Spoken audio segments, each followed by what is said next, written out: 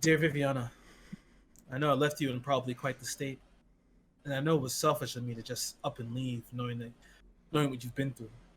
However, can you not feel it, really? The change in the air. Something is indeed wrong, and I can feel it stirring. Night after night, I'd lie awake, hearing the sound just buzzing through my head, and it beckoned to me, like a call to action. I tried to ignore it, and it just wouldn't work. And as I more I tried to ignore it, it got to the point where just work became second. I wasn't focusing, and you know how I am when I don't focus. I'm usually never not focusing. And then I couldn't stand it anymore. The days began to blend together. I didn't sleep, and then one after another, just things just all just began to melt away. And I blinked, and I just found myself one night sitting on the roof of our agency. Couldn't remember how I got up there. And you know how I am when I don't have control of my faculties. And yet, as I sat there looking at the stars, I could still hear sound just buzzing in my ear. It's funny. I can't remember the last time I found myself absent-minded. You? That was the night I chose to just follow this feeling and to push through. I know probably leaving you probably brought up a whole bunch of different memories, but I have to find where this will take me. I'm sorry that you picked up and left, but I know you'll understand. And I know you'll catch the doll maker. Besides, you're not alone anymore. You found some interesting companions.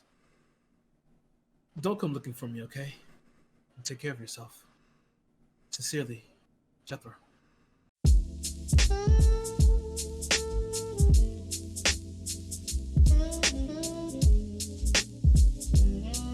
Last time on Cassiopeia, you guys were decided to you had no choice but to venture deeper into this, what you now know as a temple. Venturing deep, you guys ended up having to go through a whole hell of a lot. I want to apologize, but I really don't care. Having to slide down slopes and deal with crazy water rapids and having to save a child who unfortunately survived. Yeah. Unfortunately survived and fell into the rapids, as well as through a myriad of I can only say luck and ingenuity. You have the child, as you now know as Euron Turslin's son, as well as Bastion, managed to keep the child alive, albeit a bit broken. What you guys had eventually made it to a shore, which was deeper into the cave, and quickly the rest of your party had followed behind you down the rapids. And here you guys were sopping wet and drenched and damn near spent. And you guys managed to continue to explore the shores, explore this cavern, and you quickly found that you were not alone. Affording to try and, I guess, kind of threw away sneak and decided to challenge head on what dwelled in this cavern. A white, large wolf that's bigger than maybe what you've seen ever in your life, whose eyes were gouged out and was covered in battle scars and just signs that it's gone through hell. You all fought it, and with Bastion landing the killing blow, not only for himself or his teammates, but for his fallen brethren. You killed the wolf, as now you know as his name is Bander. It was named the Bandersnatch. Killed the wolf. Elovia cut it up, cooked it for dinner, and you all made a nice little resting area in this little alcove. Middle of the night, at least in the beginning, Bastion was doing what he does best, and it's watch over his people. Quickly followed by Yeva, who only as an elf, only needs 4 hours of sleep, had gotten up and began to walk around to investigate, to understand what happened and what caused this to go, well, to at least to turn into what it was and how it survived. With your keen eyes, you finally understood that this thing was captured, kept down here, fed, and then was constantly in battles over and over and over again. You ascertained that perhaps this was maybe ritualistic or perhaps some sort of training. Nonetheless, everyone had awoken. Yeva had shared his secrets, shared what he found, what he had discovered, and our Rakan also divulged some secrets. Divulged that he was actually not human, and he was a demigod, the son of Plutarch, a deity of rock and earth. After waking up, you guys ascended higher into the cavern. You guys seen before this opening, and as you walk through, the boorish Zeltrin had charged ahead of everybody, and luckily, by the skin of his teeth, managed to pass a dexterity saving throw and not crush everyone in this chasm that would close on all of you. However, on the other side of this hallway, the wall opens, and you were met by Brilliance, a warforged that had told you all that he was awakened, and that others are beginning to awake as well. Bastion having to wade through emotional turmoil and struggle and strife. However, he told you that he would help you. Although there was a catch. You had to beat him at a game he just recently learned, but he was pretty good at. And our, studious, intelligent, brilliant Yeva battled Brilliance in a game of dragon chess. A nail biter of a game, but Yeva came out on top and taught Brilliance an important lesson. And as Brilliance was defeated, he learned that the book that he acquired was written by none other than Yeva Adelin himself. And as promised, he decided to help you. He opened the chest and gave you all items and a key to a room. The key to what he says is words. After acquiring all the items from him, Bastion, you learned something of yourself as well, something that you welcomed. But as you all escaped away, you learned that he continued to speak about some other person that came before you all, and you learned that his name was Jethro. Viviana bit her lip and continued forward because she knew now was not the time to dwell. And as you all began to maneuver and run up the cavern, you can hear chants. It sounded like prayers. Long down the hallway of worked stone, the door slightly ajar as candlelight kind of floods in slightly as a small little beam of light pours into the cavern. And as you all sneak around and look through, you can see maybe a company?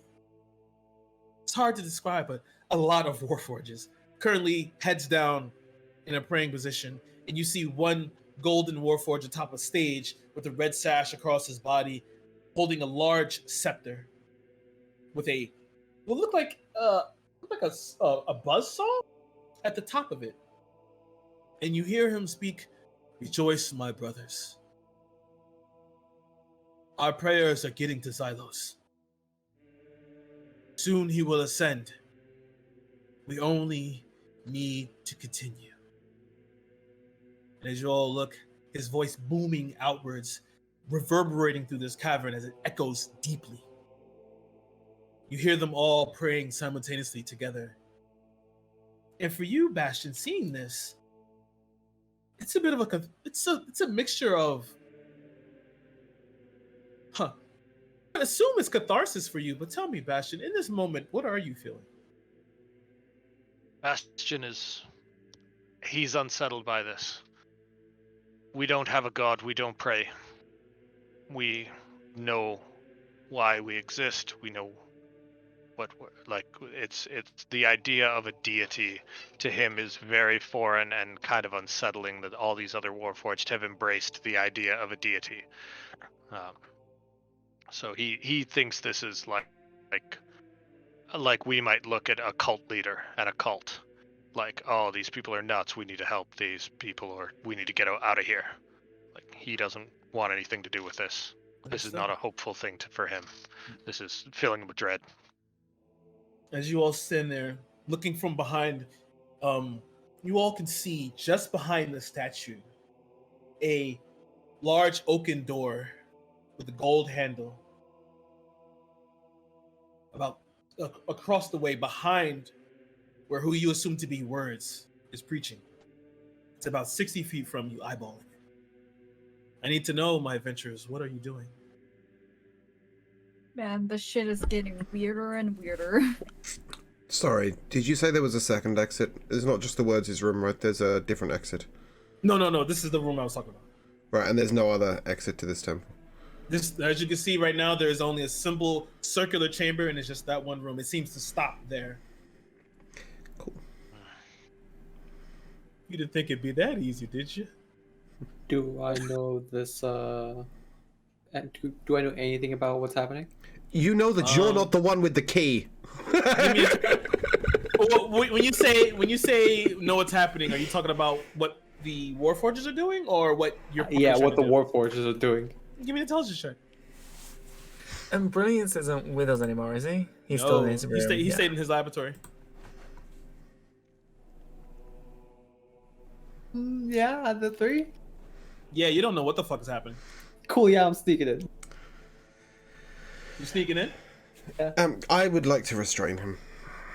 Please, give me a opposed check. It's gonna be athletics versus acrobatics. Acrobatics for you, Zelchin. Athletics for you, Ava. Grab that little fucking tiefling. Alright, off you go. Bye-bye. Good luck. I'm done with you. Yeah. So as you go to grab him, you watch as he just kind of sneaks his way out. Zelchin, give me a stealth check. See what I can do. How would our party feel about compelling him to a duel? Because right now I'd really like him not entering this room on his own. Oh shit, sorry, I'm using the wrong game page. Apologies, guys. Zelchin, you dig down and begin to sneak on the side. Are you going to follow the length of the length of the room, or are you going to just try to go straight forward? I'm following the length of the room, going straight forward. I'm not that dumb. Okay. Yeah. So as you come in, you kind of sleek into the side and begin to crouch down into the shadows. You're pretty much a ghost right now. That 21 was really nice. What is everyone else doing? Let's say the chanting is does calming. the door have a keyhole? Say that one more time, Josh. Does the door have a keyhole? Here, you can see it. Yeah, there's a keyhole. Who in the? This is just me talking. Who in the party has the key to Word's room? Bastion. Of course, and I'm not going to talk to you, so never mind. Yeah. Ooh, the schisms, the chasms. I don't want to interrupt this ceremony, but our friend there is making swift progress. Is there? I'm assuming there's no other way to go.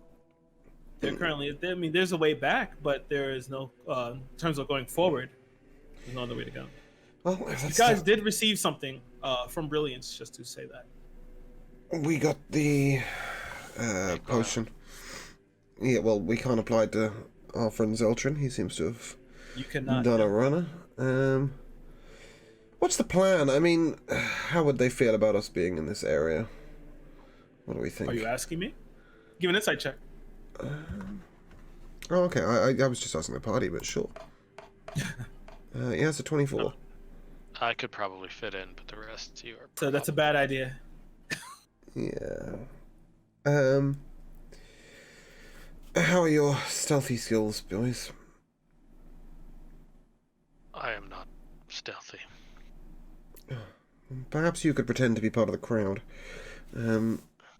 True. Do you want to use that potion?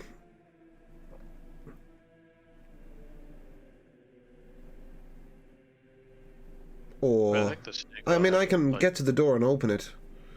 For reference, Kira, how far away is the door? 60 feet. Okay. It's unfortunate. I mean, Yeah. Let's, be a little sneaky at the beginning, but we could probably dash the rest of the way. I don't know how sneaky burrowing is, but I can do that. That's probably going to make a whole lot of noise. Having a 7-foot warforged and a Uh, 7-foot Does it? That's Goliath. me asking God. Does burrowing make a lot of noise? Does who make a lot of noise? Burrowing? Yeah. I would say so, yes. Ah. Yeah, I As think you it's, go down, it would clear the rock. It would clear the rock and make a whole bunch of noise. So yes. I think it's potion time, boys. Agreed. Martin, is there any chance you would like to hand me that key? It's just I have the ability to teleport. Yeah, he'll hand you the key. Cool. Okay, I'm the one with the potion, aren't I? Yeah, I will hand it out to each of them and take a mouthful myself.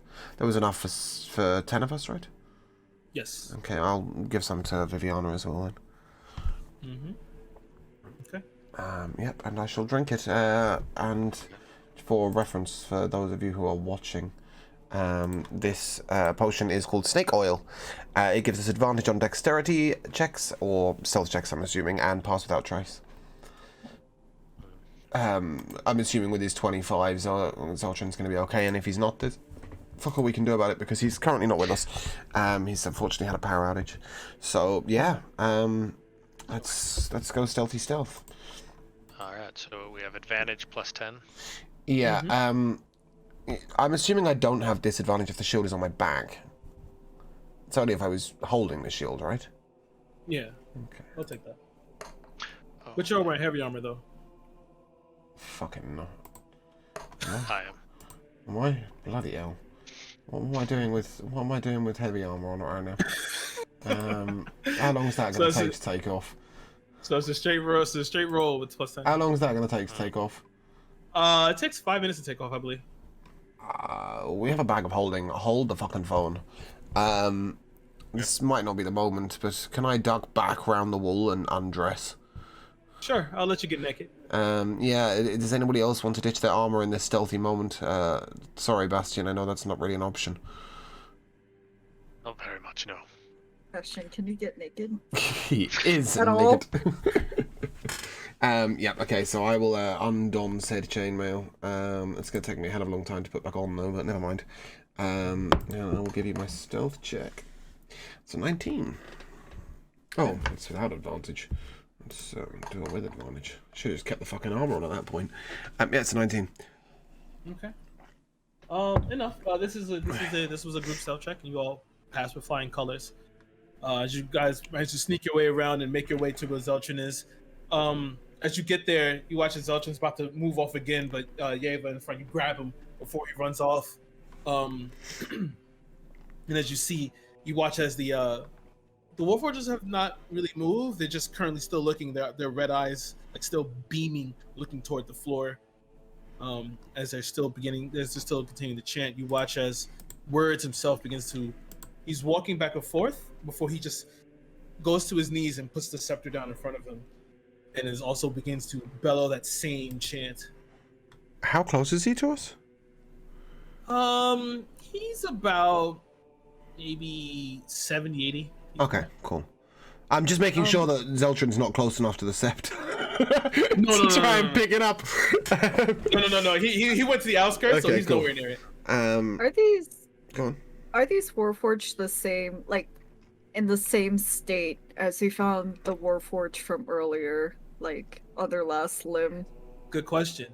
No, they are not. As you look them over, they are shiny. They are polished. You can see that they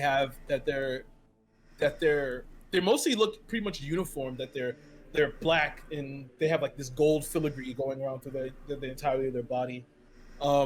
You see at their sides, some have swords and daggers sheathed on their sides. And give me, since you're looking, Olovia, give me a perception check as well.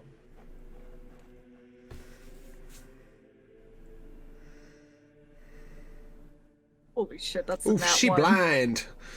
Yeah, okay, never mind. What are you guys doing? How close are we to the front now? You're 30 foot away from the door. I'll Misty Step. Okay. Wouldn't that make a noise? I fucking hope not. It's a Misty Step. It's Misty. It's subtle, you know. That's Just give me a because stealth check. rogues use it, right? Rogues do use it, but I believe casting a spell will put you out of it. But give me a stealth check. I want to see how well you place yourself here. I'll say that you teleport out and go into a crouching position. 16. Okay. So you aside, you okay. As you teleport, you take the second to time.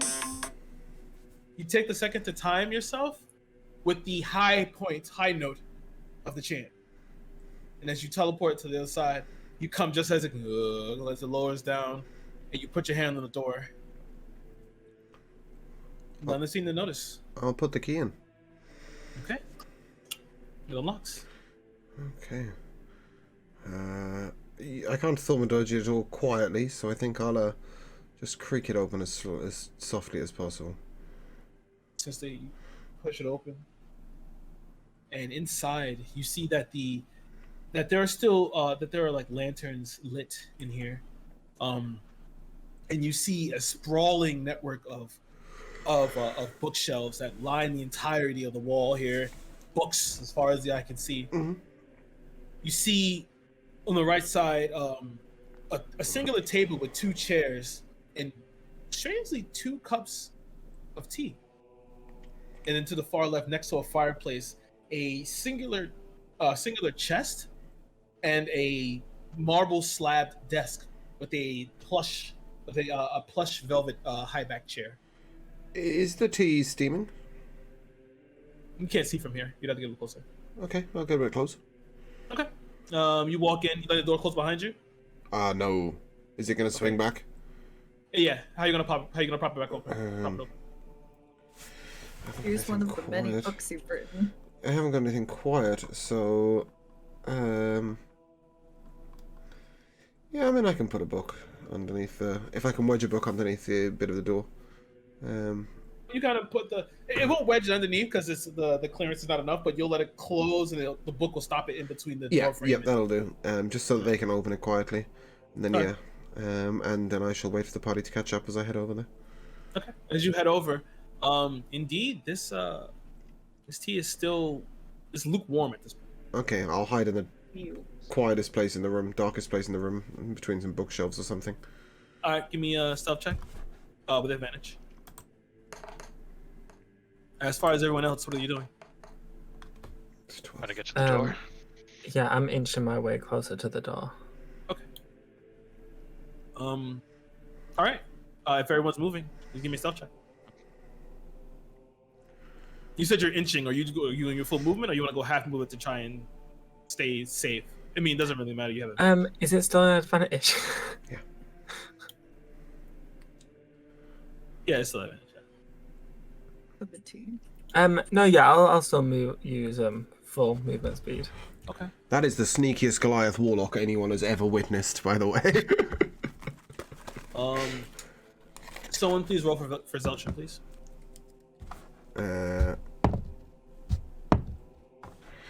That's an 8 plus his natural, what is it, 13? Mm-hmm. Something crazy, yeah. Okay. Yeah. Easy enough. You guys begin to you guys easily make your way over, dragging Zeltron along. I would say Alovia firmly has a grasp on him. He kind of trying to slightly get away, but he's like, "Let me go." But you know, Yeah, we should buy. We should. Okay, I'm actually being serious about this. We should buy those child leashes. Yeah. I'll work on it. Next time we're in town. you make yourselves around through the darkness and get to the door, and you move the book slightly. You guys get into the room if you want to. All right. Bastion will go last, and he'll like make sure the door closes behind us and that the key isn't still in it. I don't know if Yeva took the key with him or not, but No, I took in the case key. he left the key in the lock, I'm taking it. Okay. Okay. So that we What are we can hopefully doing? lock it behind us. Okay. So you guys open the door, and Bastion, you slowly close it behind you. I'll pick up the book. Okay, yeah, okay, you take the book. It's And the important. book, I'll and leave the book. it locks. Oh, it's your book, your actual book. No. This is just a book that I've written. It's probably on Okay. Botanicals, Volume 3. Got it. But yeah, still, it's they're precious to me, so I'll grab it. Okay, the door closes, and I'm assuming you lock it back. Mm-hmm. Sure. Okay. Right, so if something jumps out at us to kill us, there's a locked door. Yeah, what are we doing in here? Like, I know that Brilliance directed us towards this way, but did he ever say why? We believe just there's said an that- exit. Yes. Sorry, I thought you were asking the party. Apologies. No, I was. Oh, right, okay, Oh, yeah. Yeah, so he said there was an exit this way, and through the myriad of bookcases, I believe there was a passage, Kira said? Of some sort? Yeah. So yeah, he said yeah. There's like a passage behind bookcases. Okay. Are these books on anything specific, or Make an investigation check. While he's doing that, I would like to spend the time to redon said armor. Okay. That is 10 minutes, right? I believe it's 5. Let me just double check. I know it's 5 for one and 10 for the other, but I don't know which way around it is. 1 second. I am no Sherlock Holmes. That is a 5. These books are all they're Your interesting. books. They're books. They're books. I know that much. Read me some titles, Rokan.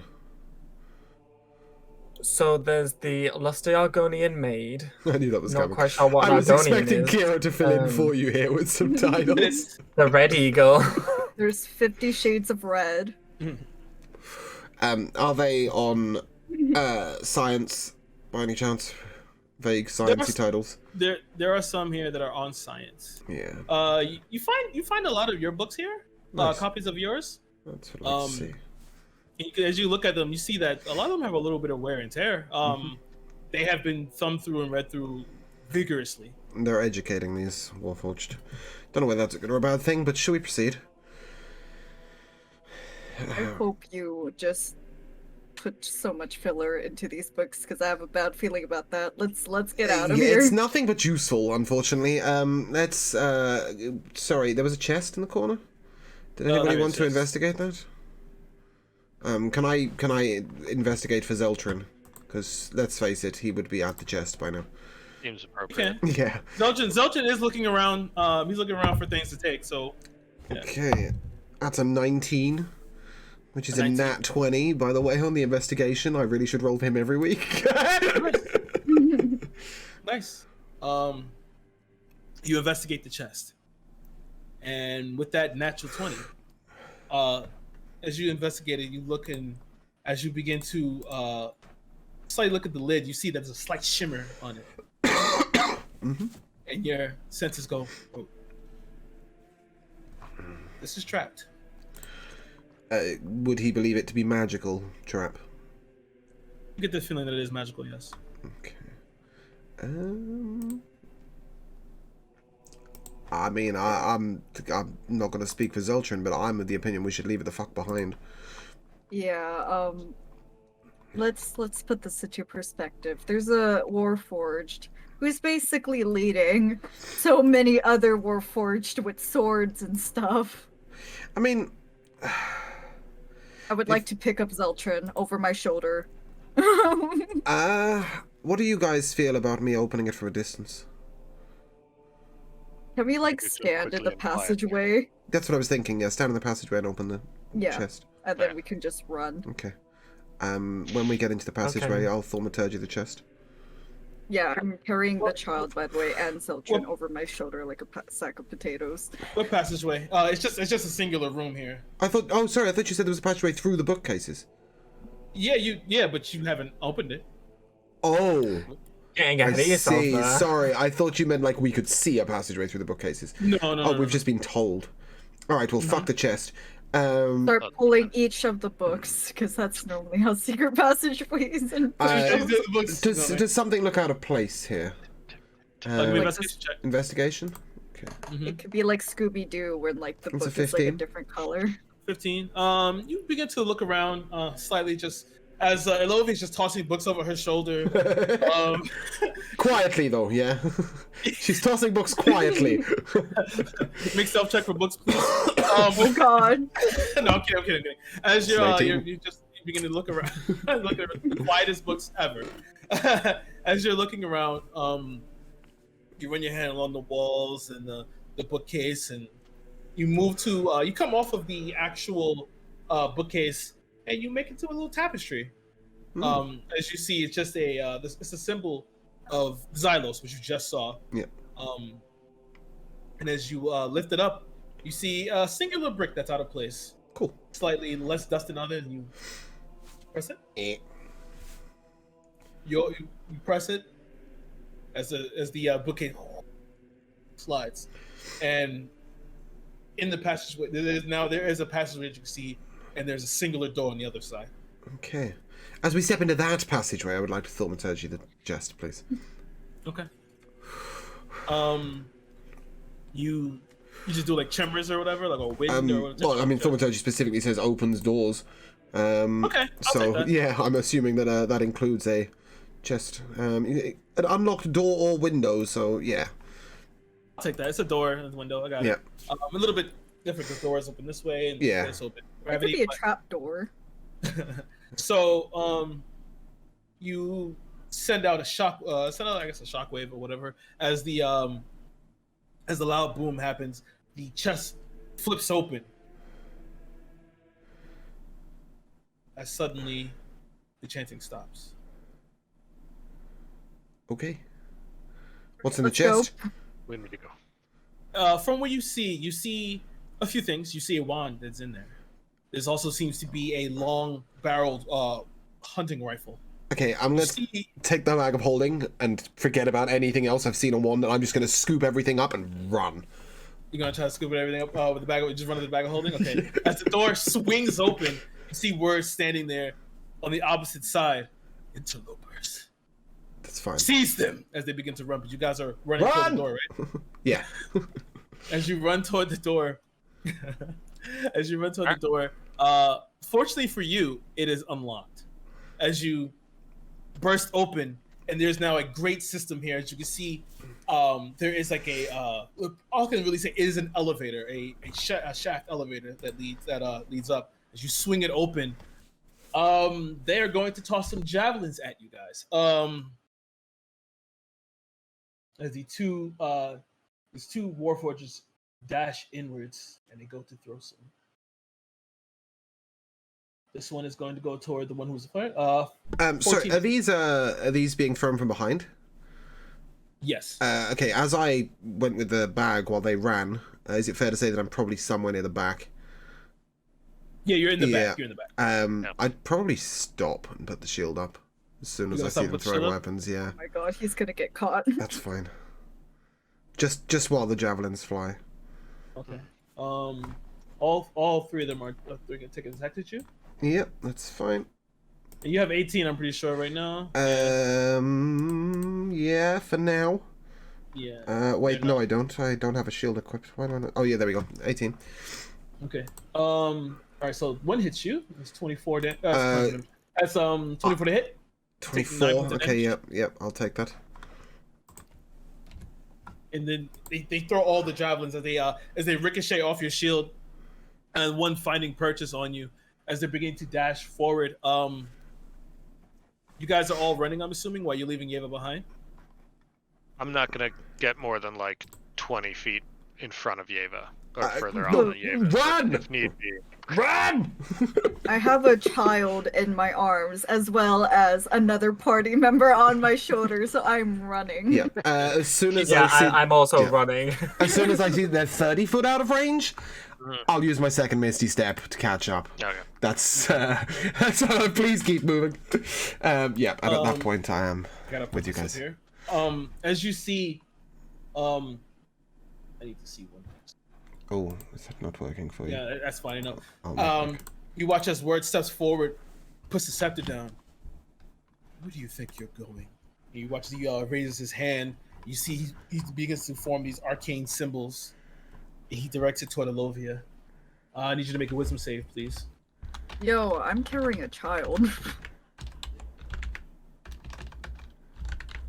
19. Oof, Nice. You save as you feel your body begin to seize up, and then suddenly stop. And then your overall motherly attitude and the fact that you want to survive and get out of here has pushed you through this as you begin to run forward and dash, holding both the child and Zeltrin over your shoulder. As Zeltrin is like still trying to fumble with his gun and take it out. The Warforges are getting closer, but I'm assuming you all take dash actions, which is enough. First, Rakan is on, as well as Alovia gets there.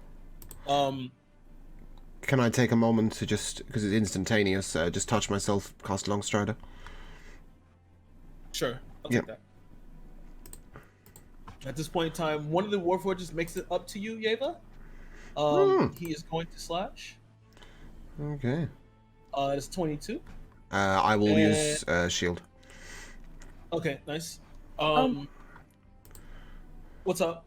Out of curiosity, how wide is this corridor? It's not that wide. It's literally about maybe like 15 feet. It's not that large. It's not that wide. Okay, I would like to use. Oh, wait, I'm at the elevator. Yeah, thingy, you're on right? the elevator now. You can Okay. see inside now. There's literally a button to the left, a button, a lever. All right, I would like to cast Earthen Grasp and try to grab a Warforge as well as clog up that small corridor. Nice. Okay. It's a dexterity save, right? I believe? Yeah, Or strength save of 13. he makes that with a natural 20. Holy shit. 23. You watch as it begins to build up, and he like knees through it as he his arm blade begins to drag along the ground. You can see sparks flying off the tips of it. Oh wait. Sorry, I'm a warlock, so everything I cast is max level. At level 2, I can target 2. Okay. Nice. So I'll make I guess the second one. first Warforged or the second one. That's 2 natural 20s actually. Holy shit. Holy shit! Can you see this? Can you see it on the game log? I didn't have it open. Damn. I cannot see it. No, they don't come up on the game log because where you clicking the roll down the bottom left, you need to click the button that says roll to everyone instead of to self. It's in the drop down menu. Put that in there because that's actually kind of crazy. Yeah. They really hate me. They're So, yeah, coming for our ass. Yeah. So the two. Yeah, that's the first one, and that's the second one. So the two break through the grass as they begin to. You watch as they begin to kind of like meet each other in the hallway, but you watch as the other one jumps up and puts his fingers into the ceiling as he begins to try to Tarzan its way forward with the blade held out. At this point in time, yeah, you and Rakan are on there. I need another round of running for you guys. What, Yeva? You said you're gonna Misty Step, right? You're muted. You're muted. I had already Misty Step to catch up. It was my second one. So I'm just sprinting with Longstrider, which gives me 40 foot of movement speed. Yeah, more than enough. You're already on the you dash in. You're already in there. Goodbye, Bastion. There's only one left is Bastion. As he's running, you can hear his feet clobbing on the floor. The one that swung like Tarzan is going to come down with a strike. Do you want to do anything here, Bastion? Because we're kind of popcorning it. Just following my team. Just Okay, trying to get out of so there. As one's long as gonna- Ava's in front of me and I'm Yeah. at the back, I'm just booking it. Okay, so one is going to take a strike at you. 21 to hit. I'm going to cast Shield as a reaction. Okay, To add nice. 5 to my armor class, giving me a 24. Nice. And this one's going to, he makes 2 attacks anyway, so the second one fails. As you cast the shield, it blares off, and you hear it screams outwards towards you. How dare you? How dare you defile this place? And begins to make its run. Words is going to look around and says, "A traitor. You, Warforged, you look familiar to me." Oh, have we met? This is no time for chit I chat. was about to say exactly the same thing. There's no time for conversation, Bastion. Run, you little shit.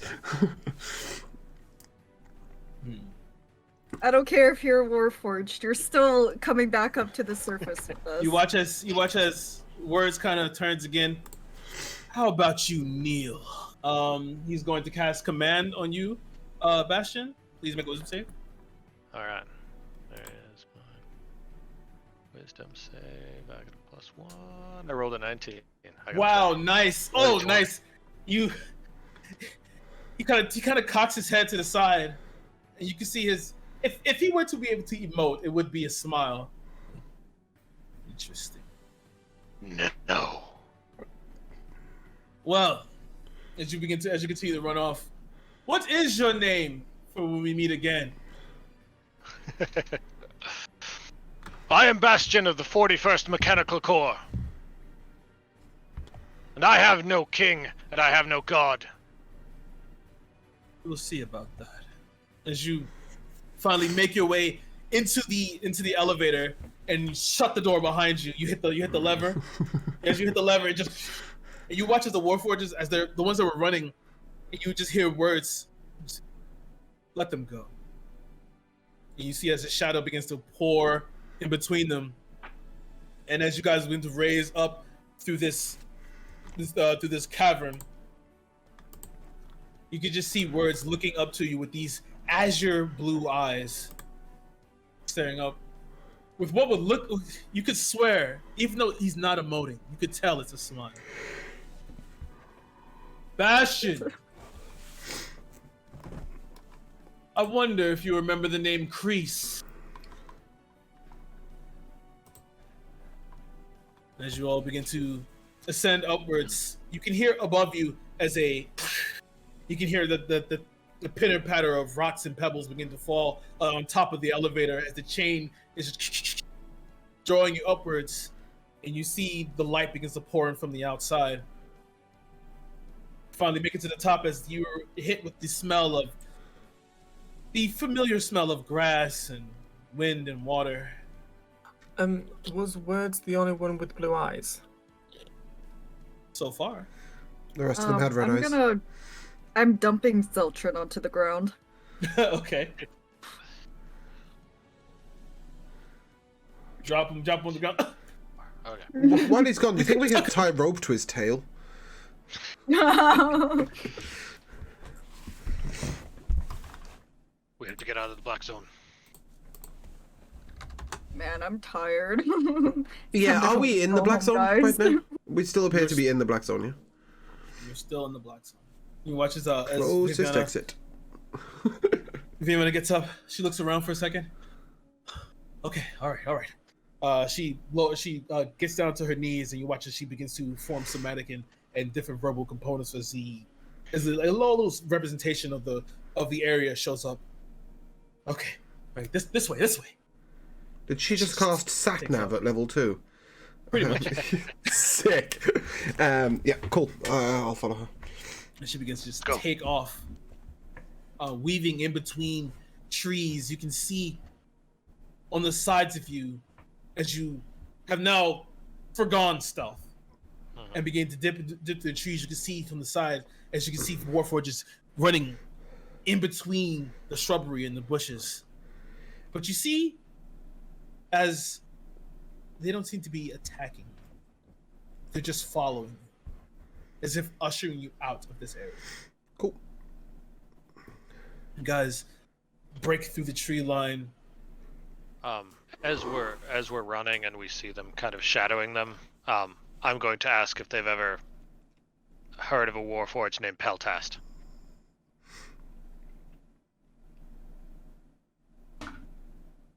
Have you ever heard of a Peltast? No response. Okay. You just wanted to know. Running through the shrubbery, and you come out, breaking through the tree line, covered in twigs, cut and slashed. Yeah, you had already forgone caring about any type of tact and any type of, any measures of safety. Just plowing through. Yeah, just plowing through. And you guys, you watch as Viviana runs up past the tree line and runs to the this outcropping of rocks as she just begins to climb and heft her way up. I need athletics checks from everybody to make your way up. Hold on. No, it's a different character. Yikes, Okay. that's a 7. Or not a 7, 11. Wow. Yeah, I was the one that got a 7. I got 11 as well. Out of 12. And Zeltrin got a 16 plus whatever. Okay. As you're being 20. to go up. All right, Rakan, you begin. Your hand slips as Zeltrin turns around and snaps to grab your hand. Give me a dexterity check for him, please. That's Thinking about a others? 19. 19. He snaps and grabs your hand, and just as he begins to pull you up, we have to get the fuck out of here. As he puts you back on the rock, you guys begin to climb back up. As you guys made the check. The check wasn't too hard. It wasn't hard. That 7 was terrible. Yeah. You guys begin to crawl up, and you hear all the grass and the shrubbery that you had broken through just rustle and then stop. And as you all turn around, you just see red eyes from in between the shadows of the trees staring at you as you all climb back up and make your way back to the road. Give me a perception check. I'm sorry, 1 second. Oh, sorry. So- Bastion, what determines a warforge's eye color? Lower than passive. Okay. Nothing that I know of. We have different colored eyes. It's a lens.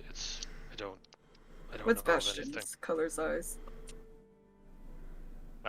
What is it? In my picture, I think they're kind of yellow. Whatever color they are in my artwork. Yeah, they're But gold. I believe they're yellow. Yeah, kind of yellowy gold. Or mustard yellow. I wonder if it has to do with the type of magic that was used to create a warforged.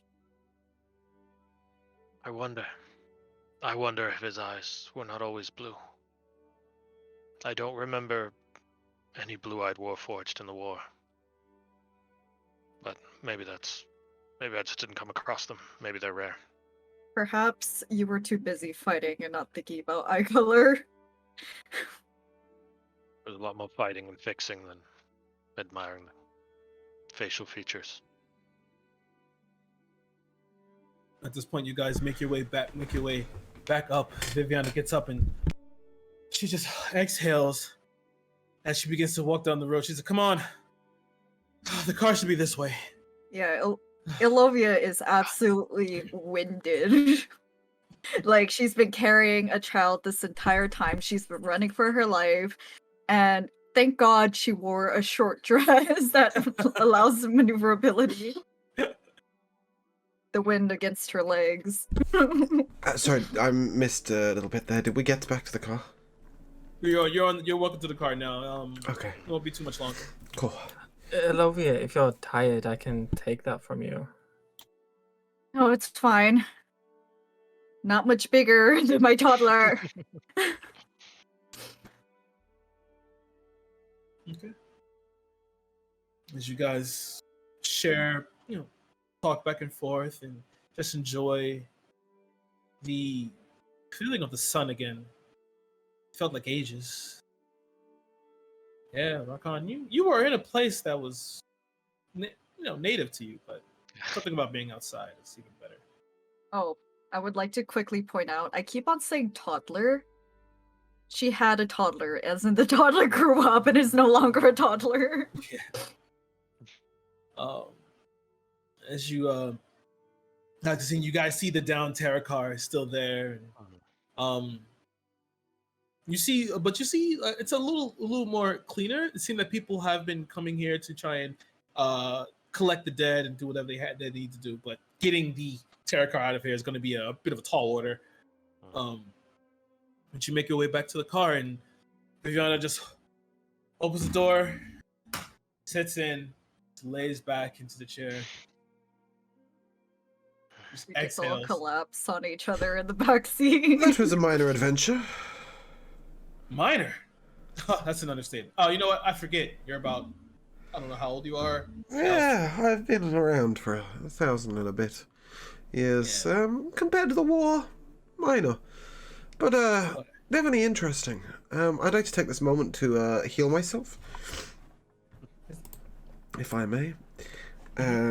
So... It won't be really necessary, because... I think just by logic, I would like to be not dead. That's really not helping me, but I'll do it anyway. Whatever, that's a nat 1. Yeah, I think just by, by common sense, it would be good to be full health or close to. Is everyone gets to... Oh, I'm sorry, go ahead. I'm sorry, how's the kid doing? Oh, he's fine. Awake? Yeah, he's He's wide not awake. dead. And, like, as you were carrying him, he opened his eyes, saw a warforged and a javelin, and then turned his eyes towards you and closed them. Right, okay. Well, I'm releasing him from the Papoose. baby's plane. Yeah, okay. You all get around the car. Viviana steps out again. Oh, Bastion, I forgot to say this earlier. I have cables in the back if you want to get tied to the top. Sure. No offense, right? It's okay. Because Yeah, you were it's fine. scraping the back before, and I like the way that if he stands in the middle of the top, it's just going to stop. Hey, I could climb up there with him to, Just ensure that loop some happens. cable no, around no. the I guess you waves. don't want to go anywhere today. I guess. No. We'll be fine. We'll be fine. Let us proceed. You watch as he. I was saying that as her, by the way. As he everyone sits down and she just jingles the keys. All right, she looks. Okay, so I guess we're going to Riverworth now. You guys ready to get out of here, right? Yeah, sure. Real adventure. Big city. All right. Lunch sounds good. Some peaks. Oh, go ahead. Olivia. Yeah, no, I was just gonna ask what time of day it was. Oh, right now it's pretty early. It's early morning. Okay. Oh, okay. Some Breakfast peaks from sounds good. behind. Yes, it does. If we make it there, Riverworth's a little far. From here. Maybe we can stop by I don't know. Brunch time. Yeah. There isn't a place. Once we start, unless you want to go back to Iverton, we can do that. Nah, no. Let's get somewhere. We've been traveling to Riverworth for almost 2 days and got nowhere. Well, buckle up. It's gonna be alright. Just to make sure, this kid's dad is gonna be there, right? Yes, definitely. I feel You like we and- should drop off the kid at some point. Oh, don't worry. Seems reasonable. We'll contact him. Sun peaks from behind a cascade of clouds that drift in the sky. And then you see, it presents you to you all the bounty that is Lesia.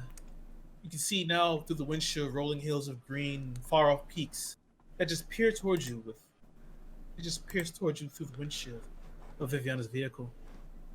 The ordeal that you all endured is still fresh in your minds. It's just peaceful appearance of the landscape just washes over you all.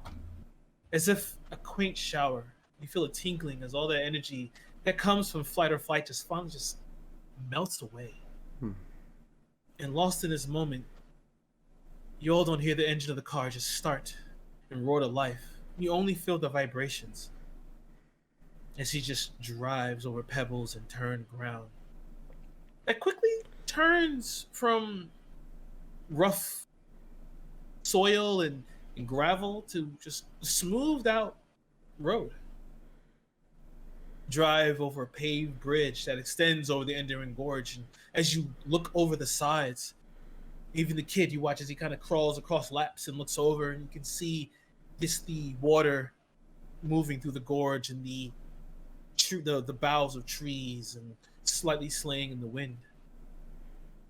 And the continent of Lestia slowly passes you by. You hear Viviana just says, "I'll be the mind if we get some air." And she just kind of hits these switches on the sides that lowers the windows down. And you can smell that fresh smell of grass and rock, and it just fills your senses. Through your ordeal, how's everyone feeling currently? Hungry. Do you guys go hiking? Go on, Abby. You know that feeling where like after a hike you're all tired, you're all sweaty, and you just fall asleep in the car? Yeah, I mean, no, Yeah, but that's what- yeah. I've never been hiking in my life, but I feel you. Actually, I I've just hate realised I would like to feed us.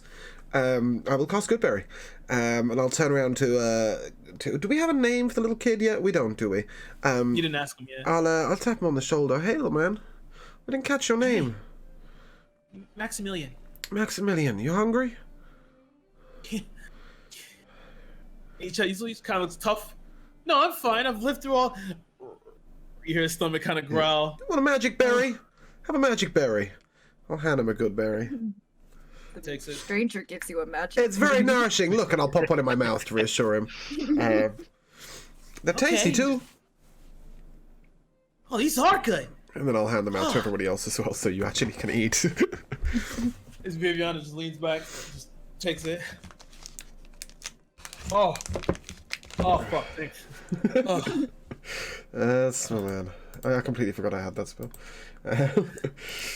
Sitting As there you all- complaining of my own hunger, idiot.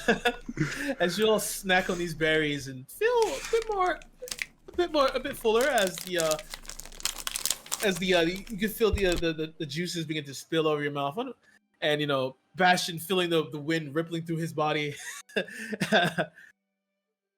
The hum of the engine quickens as you all suddenly change in height, and you exit on the other side of the stone as you dip down and drive, still continuing this well-paved road. You all begin to notice that there is now another scent in the air. It has begun to commingle with the world's natural aroma. Trees start to become more scarce.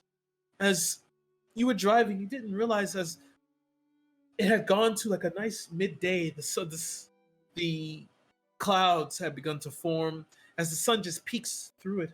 And in the distance, you can see black spires reaching into the sky. And you just hear Vivian just, fucking finally.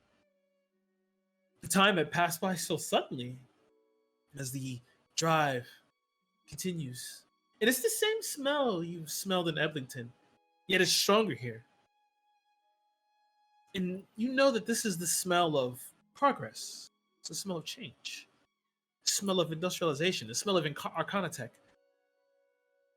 And as you are all driving, just still in this bit of a stupor, just enjoying the scenery passing by, you're all suddenly wrenched forth as a loud blaring of a horn fills the car. And you just hear Viviana, "Are you fucking serious? Move!"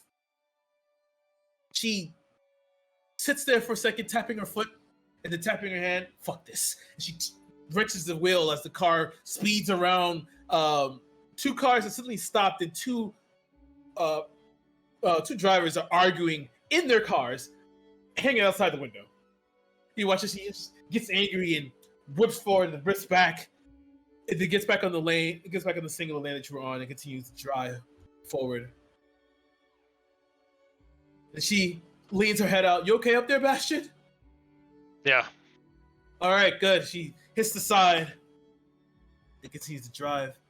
Now, as you continue to go forward, the drive continue on, and the sky turns from a nice blue until it's smattered with a tinge of orange as the sun has begun to descend. The reflection of the orange sun cascades across windows of the skyscrapers in the distance.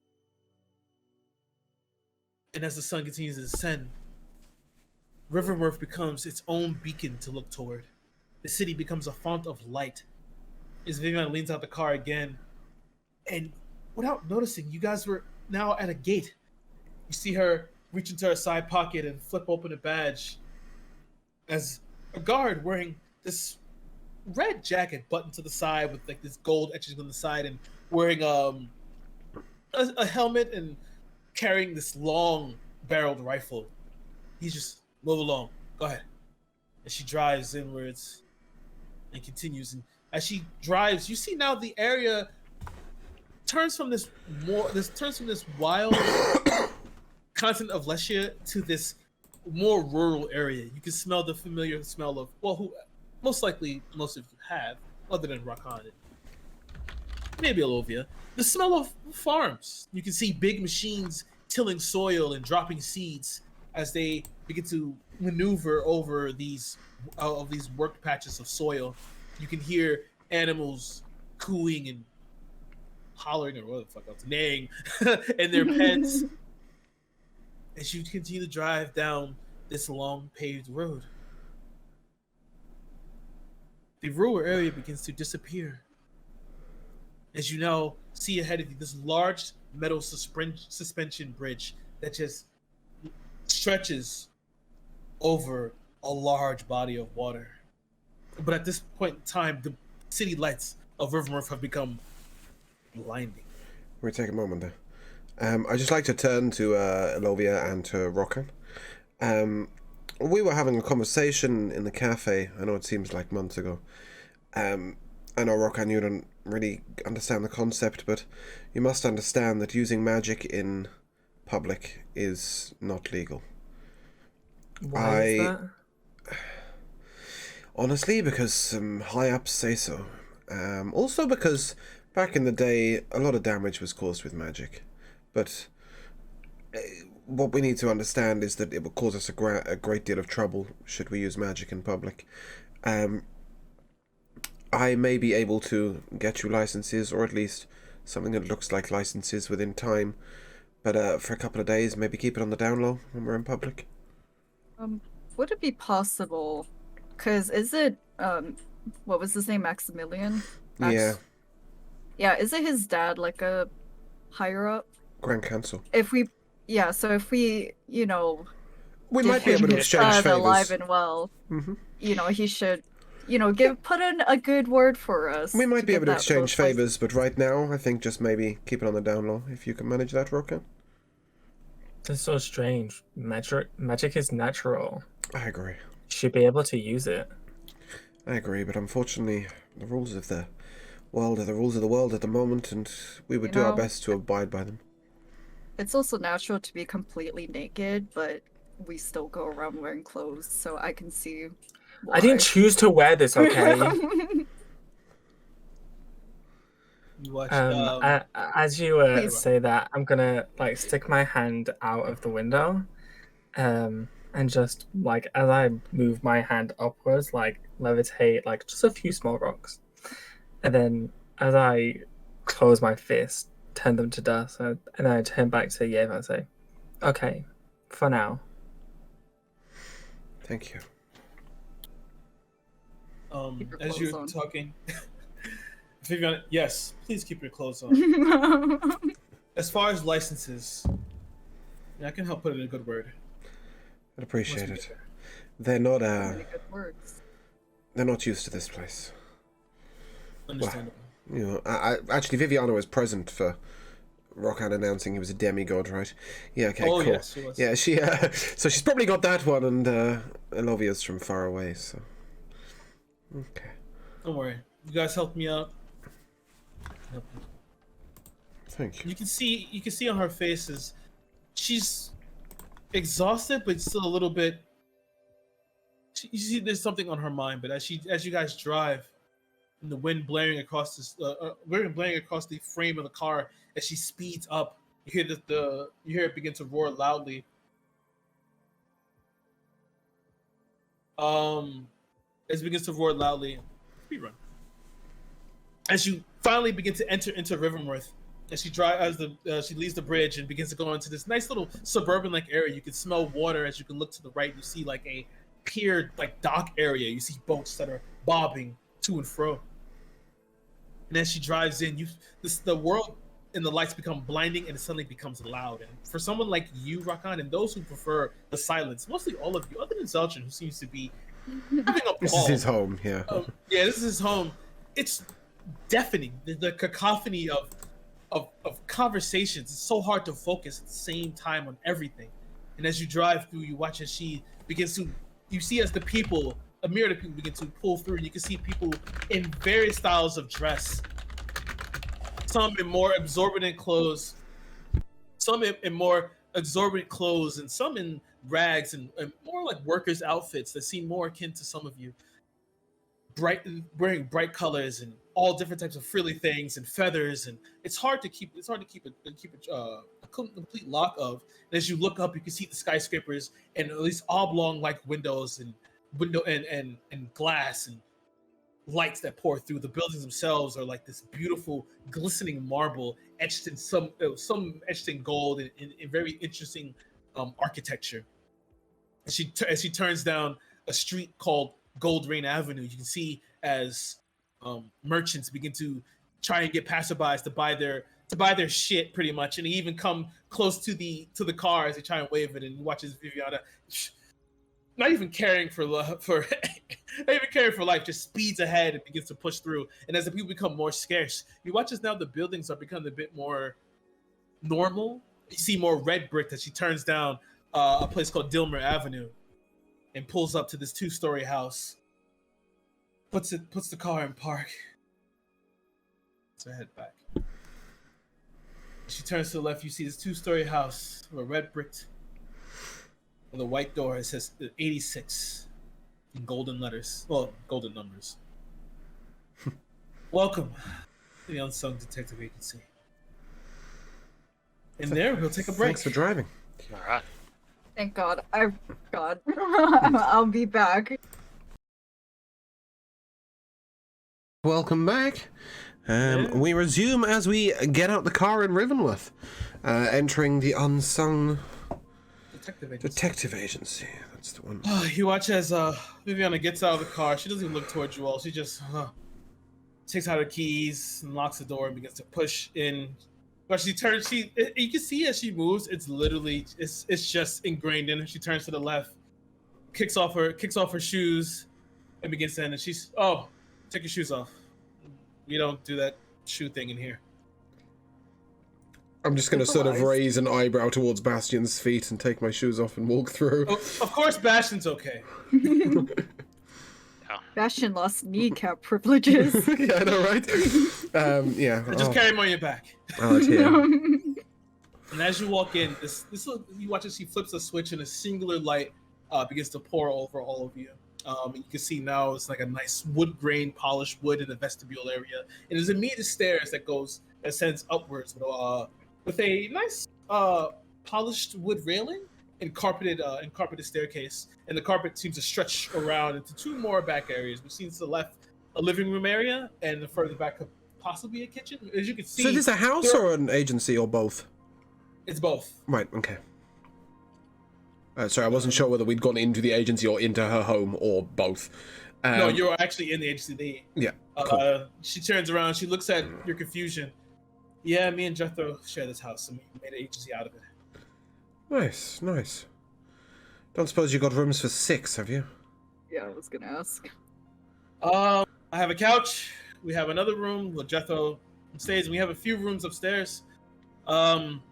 You're welcome to use it. Some of you are going to have to surf the floor. I thought that's okay. I don't need to lie down. I'll need to sit. Bed. Oh, well, that concludes it. Noted. Yeah, that's 3 then. Yeah. Noted again. Okay. That's Ultron. Can we put the little kid. man to? Yeah, let's put the little man to bed. Sure. And you watch as Maximilian Connolly comes out, rubbing his eye, and she sits. She crouches down and like scratches his hair. I'm gonna call your father. I'm pretty sure he's gonna be here. That'd be soon better. Yeah. To come and get you. I don't typically like, bragging or anything like that, but please mention that we saved him mainly for the sake of our licenses, but As you say that, and she stands up and looks at you and just puts her hand on your shoulder. Don't worry, I do not forget the ones that helped me. And once you guys are settled in, come meet me upstairs. Okay. Watch as Maximilian falls up behind her. She pulls his hands like, "Let's call your father," and begins to head upstairs. It's nighttime, right, though? It is night. Okay. Yeah, I'll take It's around about like 8 p.m. I'll take a seat on the couch and sort of get a little bit of that meditation on. Just to As you sit. Oh, okay. Go ahead. yeah, just to sort of regain my breath a little bit and yeah. What is everyone else doing? Oops, sorry. Sorry, go on. No, I was just gonna say I'm dropping the cloak and I'm just starfishing on the floor for a little bit. Okay. I'm gonna walk up to Yeva and gently prod him with my quarterstaff. What's he doing? This one is resting. You will find that your body needs sleep at least once a day, usually for about 7 or 8 hours if you're human. However, You rest that up? yes, elves, we work a little differently. So we go into a sort of meditation, if you like. We think, we daydream, and we sort of resume our thoughts. We let our brains shut down a little bit. And there is a name for it, and I'm going to have to actually try and remember what it's called. Reverie. As we enter the reverie, sometimes it'll be memories of what has recently happened. Sometimes it'll be thoughts of what we'd like to do in future. Sometimes just calm, happy memories, perhaps. But it is to restore the body in the same way that your body will need sleep. You must lie down and close your eyes. Yeah, like you did when you were hurt back at the cave. I'm gonna give Rockin a piece of advice. If you're feeling cranky, if you're annoyed, if you're irritated, you either need sleep or you need food. Okay, thanks. And then I'm gonna lie down, like above where Elovia is, and I'm gonna like set up, look how she's laid, and then copy her. Come on, give me a perception check first. The ground is nice and cool. With a +4, that's a 7. Keep blind. Okay, give me an intelligence check. That's a nat 20, baby, for a 23. Damn. Nice. Now give me one more. Give me a Arcana check.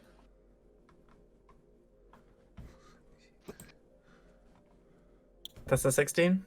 Okay. As you sit there and lay out, you saw it only for a minute, but you began to understand exactly what Yeva was talking about. And suddenly, you have a flash of genius. You sit up,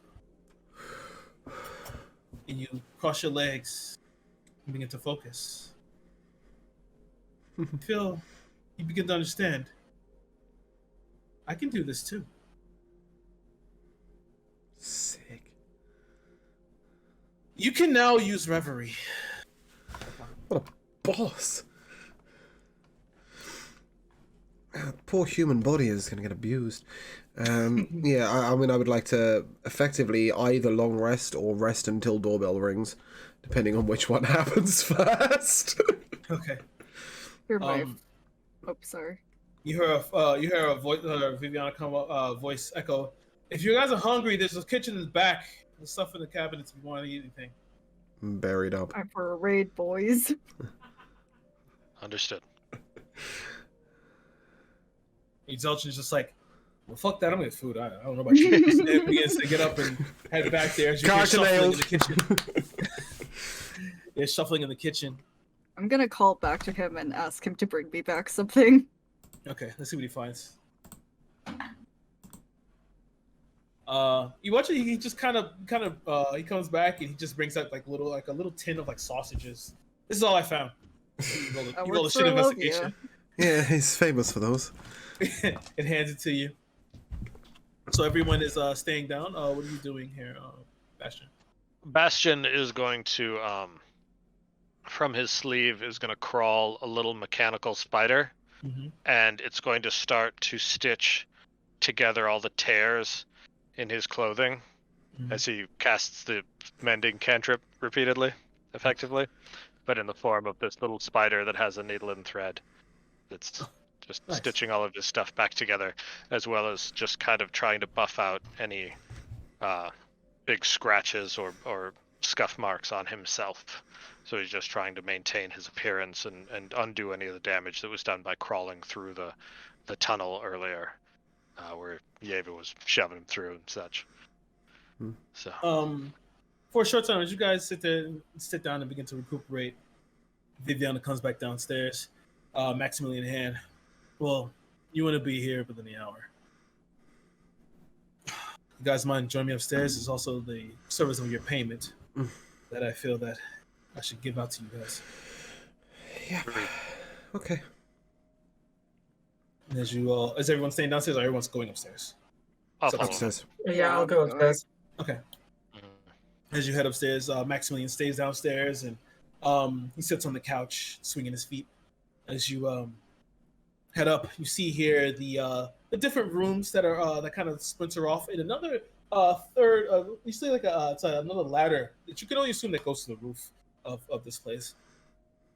And as she continues to walk back, you see that she goes past, which you can assume is her room, as she closes it. If you need to use a sending disc, it's in there. And as she opens the door to this, it's different than the rest. It's a nice like red wood door that's nicely polished with a silver handle, and you can see on the handle itself it has like a little bit of like a symbol of like a lion. She opens the door, and immediately you're hit with a brush of wind. And she you see some of the papers begin to flitter about off the desk, and she's like, "Who the fuck left the window open?" And as you enter into this room, you can see that on the sides, along with some books that are in like these quaint little shelves, you see that there are display cases that seem to have different knickknacks and items inside of it. And you just watch as she walks past the desk and kneels and crouches behind it as you hear her rustling in the bottom drawer of the desk. And she pulls out a bag and sets it on the table. And slides it over. That's for all of you. Quite honestly, this is, I guess, all I can muster for right now. But as far as what you're saying earlier about the licenses, I'm sure I can get you what you need. Appreciate it.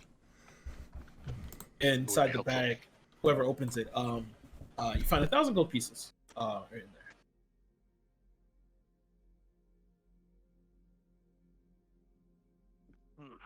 Delightful. Appreciate it. Rakan, you see something.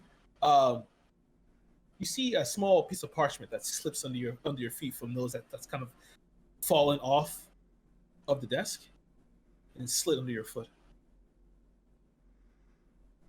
I am gonna bend over and pick it up and see what it is. Okay. You open it up and you see it's a letter. The parchment itself it's kind of has like fingerprint, like smudge marks, but the writing itself the penmanship is beautiful.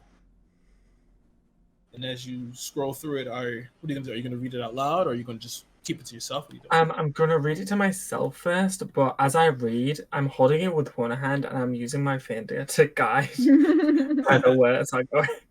Okay. As you read it, it says this. Hi, Grandpa. Dear Viviana, I know I left you in probably quite the state, and I know it was selfish of me to just up and leave, knowing what you've been through. However, can you not feel it, really? The change in the air. Something is indeed wrong, and I can feel it stirring. Night after night, I'd lie awake, hearing the sound just buzzing through my head, and beckoned to me, like a call to action. I tried to ignore it, and it just wouldn't work. And as I more I tried to ignore it, it got to the point where just work became second. I wasn't focusing, and you know how I am when I don't focus. I'm usually never not focusing. And then I couldn't stand it anymore. The days began to blend together. I didn't sleep. And then one after another, just things just all just began to melt away. And I blinked and I just found myself one night sitting on the roof of our agency. Couldn't remember how I got up there. And you know how I am when I don't have control of my faculties. And yet, as I sat there looking at the stars, I could still hear sound just buzzing in my ear. It's funny. I can't remember the last time I found myself absent-minded. You? That was the night I chose to just follow this feeling and to push through. I know probably leaving you probably brought up a whole bunch of different memories, but I have to find where this will take me. I'm sorry that you picked up and left, but I know you'll understand. And I know you'll catch the Dollmaker. Besides, you're not alone anymore. You found some interesting companions. Don't come looking for me, okay? And take care of yourself. Sincerely, Jethro. You know how he said, like, he couldn't ignore it? Like, what was it, like, the voices or, like, something calling to him? Buzzing Like- sound. It's like Frozen 2. I never watched it. Wait, what? Okay, so I find it funny specifically because episode 2 was called Into the Unknown, which is a song from Frozen 2. And then in Frozen 2, Elsa was hearing like this voice that was calling out to her, and the whole thing was that she couldn't, like, she tried to ignore it, but she couldn't. So she followed it. Now I have to watch Kira Frozen. just full on copywriting. Yeah, the whole thing. Plagiarism. Baby, yeah. Definitely, we're playing Frozen too. So, just for reference, did Rokan then read that out loud? Yeah, I'm gonna, as I've read it, I'm gonna think to myself about the Warforged, about the vision I saw, and then I'll read it out loud. Just like As to you read watch it out loud, you Viviana. can see, you can see Viviana's face completely drops as she puts her hand on the desk. As you see, she's for the first time so far. You've only known her for 48 hours, but you see her in a weakened state. And she slams the desk. What the hell does that mean? What fucking sound? Shit. You're lucky he wrote a letter to you. She just sits down in the chair and just leans back. You left this all to me, huh? Your fucking legacy. Alright. He mentions interesting companions. How does he know? You watch as her eyes kind of shoot up and then turns around to the window and then looks out.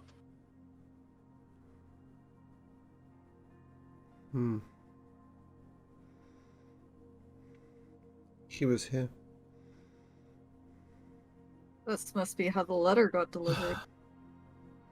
Efficient.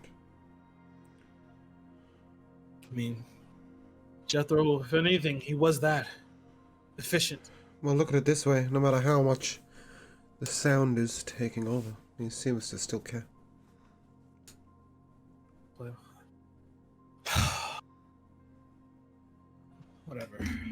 Either way, you can stay in the house if you want to. You want a drink? Please. You know what? Tell me, in your 1,000 years of life, what was it? Is that what it was? 1,200. 1,200? Please tell me you know how to fix a decent fucking drink. Many. Where do I Please. find the accoutrements? You right here. If she points, you see a glass cabinet filled with a lot of different nice vintages in here, you can see like nice little glass, nice interesting glass decanters and cups with like little intricate like crystalline designs at the bottom.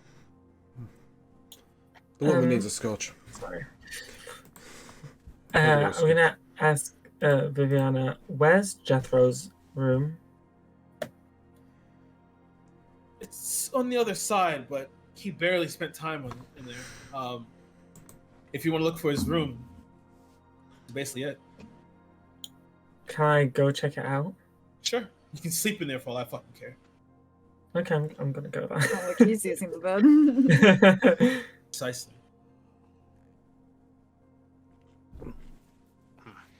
Oh, hand of the drink. As you slide it over, For myself.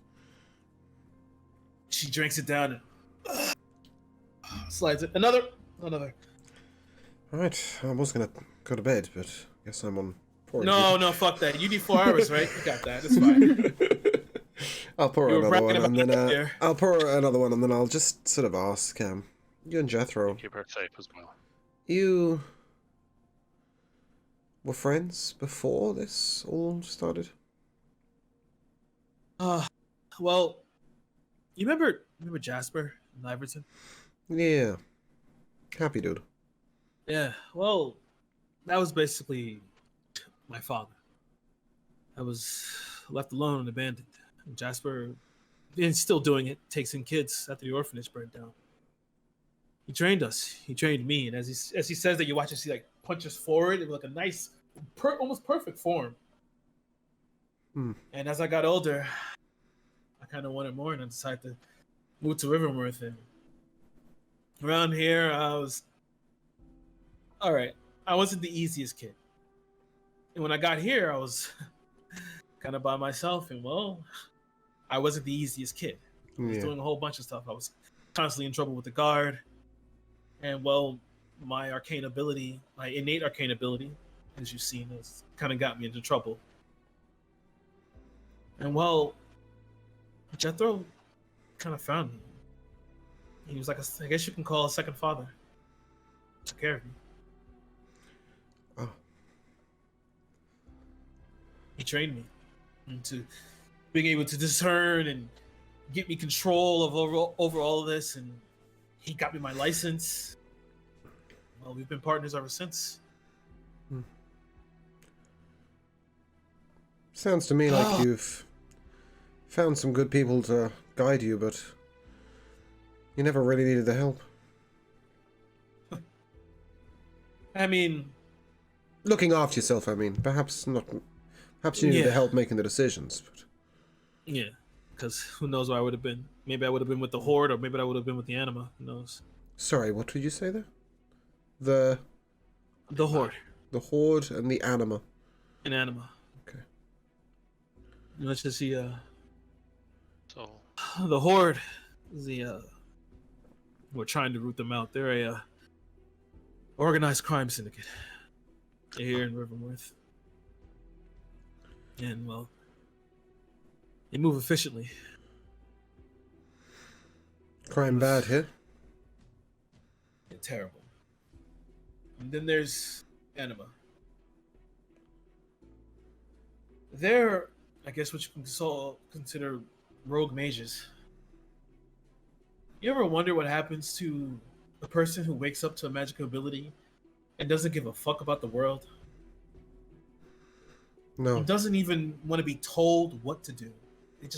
They're just like the base instinct of magic. This was commonplace before the war. Exactly. And they revel in that. They listen to no law. They practice and perform magic in the shadows. It can be anyone. World ran alright before it was illegal. Hell ran alright still. But regardless, Yes. let's not put the world to rights tonight, eh? Get yourself another drink and get yourself some sleep, Viviana. Much as she gets up and she's... That's a good idea before you hear... Ah! The guest of the Oh, hour. the man himself. I'll give Alovia a little nudge and say, come on, you might want to meet this guy. Elovia's looking at. Did Rockin take the letter with him? No, I guess just left it on Viviana's desk as I went out to go to Jessica's room. Alright, Elovia's too busy looking at this letter. And then she looks up at Viviana. Are you happy that he even bothered reaching out to you? Look, and she I don't mean this in I don't mean this like is in a, you should be happy. I'm just genuinely wondering. She looks at you for a second and looks down and reaches into her pocket, pulls out a cigarette. Takes a long drag and blows out. A part of me is happy. But I'm fucking angry.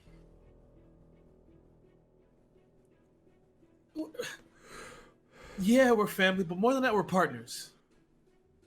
He just ups and fucking leaves. And he sends this fucking letter. So, to answer your question, yes. So I'm happy. But I'm fucking pissed. She, like, puts the cigarette out in the cup that she just drunk from. Elovia is at this point just completely lost in thought. Huh.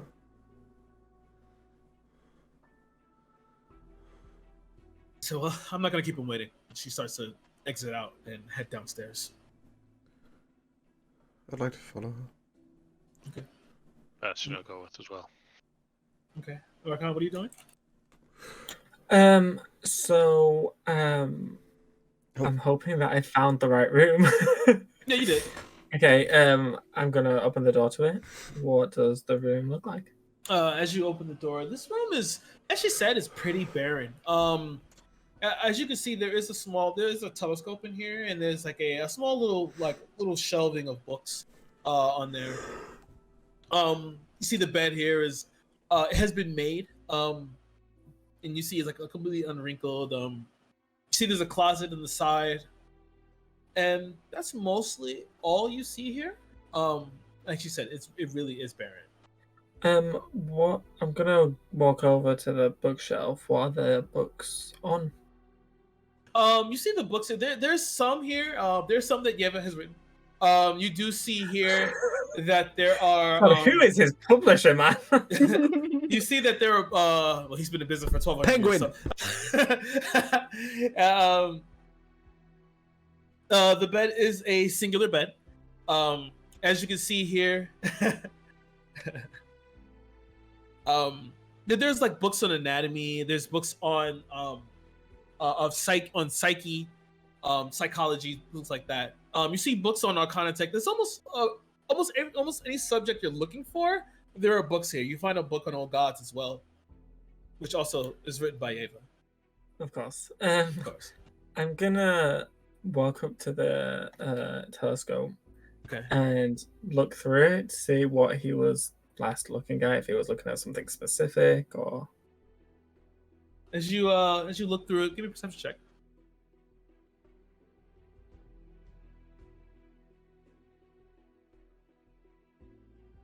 $15. Okay. Looking at it, you see he was just you can't really see anything that's actually of import. You just see stars here. Maybe on a different night, perhaps, you think? Okay.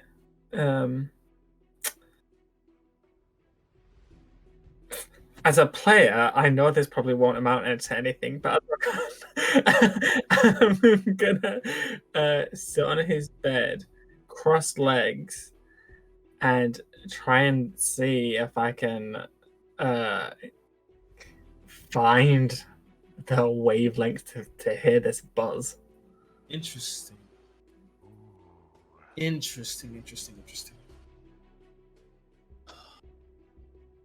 First, I need a perception check with disadvantage.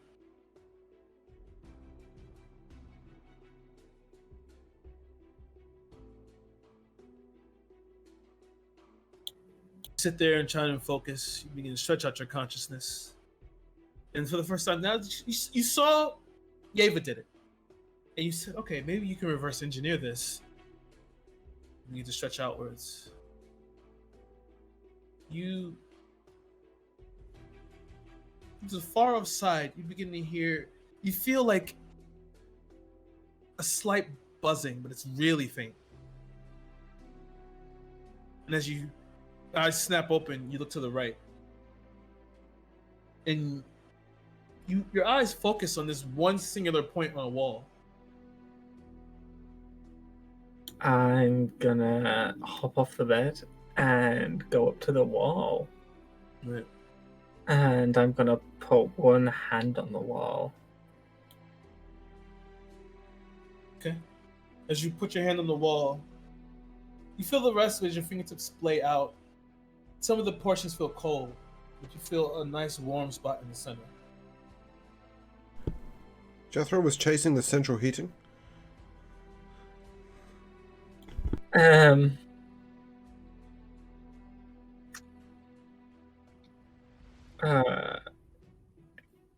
I apply pressure on the wall? Does it move? Does is the wall? Can I knock on the wall? Is it hollow? You knock on the wall, it does seem hollow. Okay. Fuck. I am gonna shout, sorry! And then I'm gonna grab my core stuff with both hands and just As the brick kind of breaks in. You reach your hand in, and you feel like a cloth. And you pull it out. And you feel that in the cloth itself is, it's a book. As you pull it out and you begin to unfurl it, you see it's this leather-bound book with I believe it's an aquamarine gem in the center of it. And as you hold your hand over it, feel that buzz deep inside.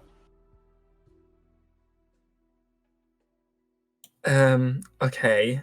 Can I tell if it's coming from... Wait. Did you say that there's a gem on it? Yeah, it's an aquamarine gem in the front. Okay, can I tell if the buzzing's coming from the gem? It feels like the whole book is The buzzing. whole book. Okay, I'm gonna open the book. As you open it, you see a few things. You see the author of the book, first off. Is it Neva? No. Yeah. You see the one second. Sorry. Forgive me. Forgive my transgressions. There we go. As you open the book, you see it's written by someone named Hayden Lawrence. And you see the name of the book. It's called The Quivering Twilight.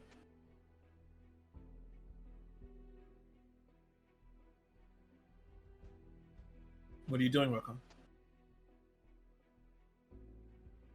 I know I shouldn't. I'm gonna read it. All right. As you begin to flip through the book, you're kind of a little disappointed. You don't see anything. On the book itself, as you begin to flip through it, you see it's mostly about a woman and a lover who's across the world, and they speak using a mirror.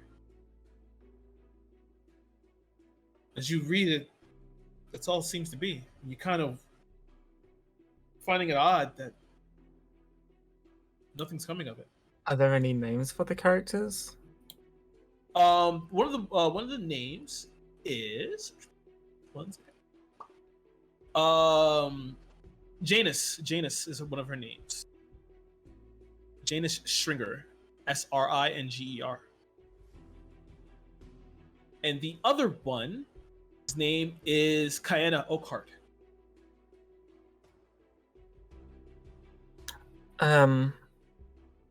I'm gonna skip to the end of the book. How does it end?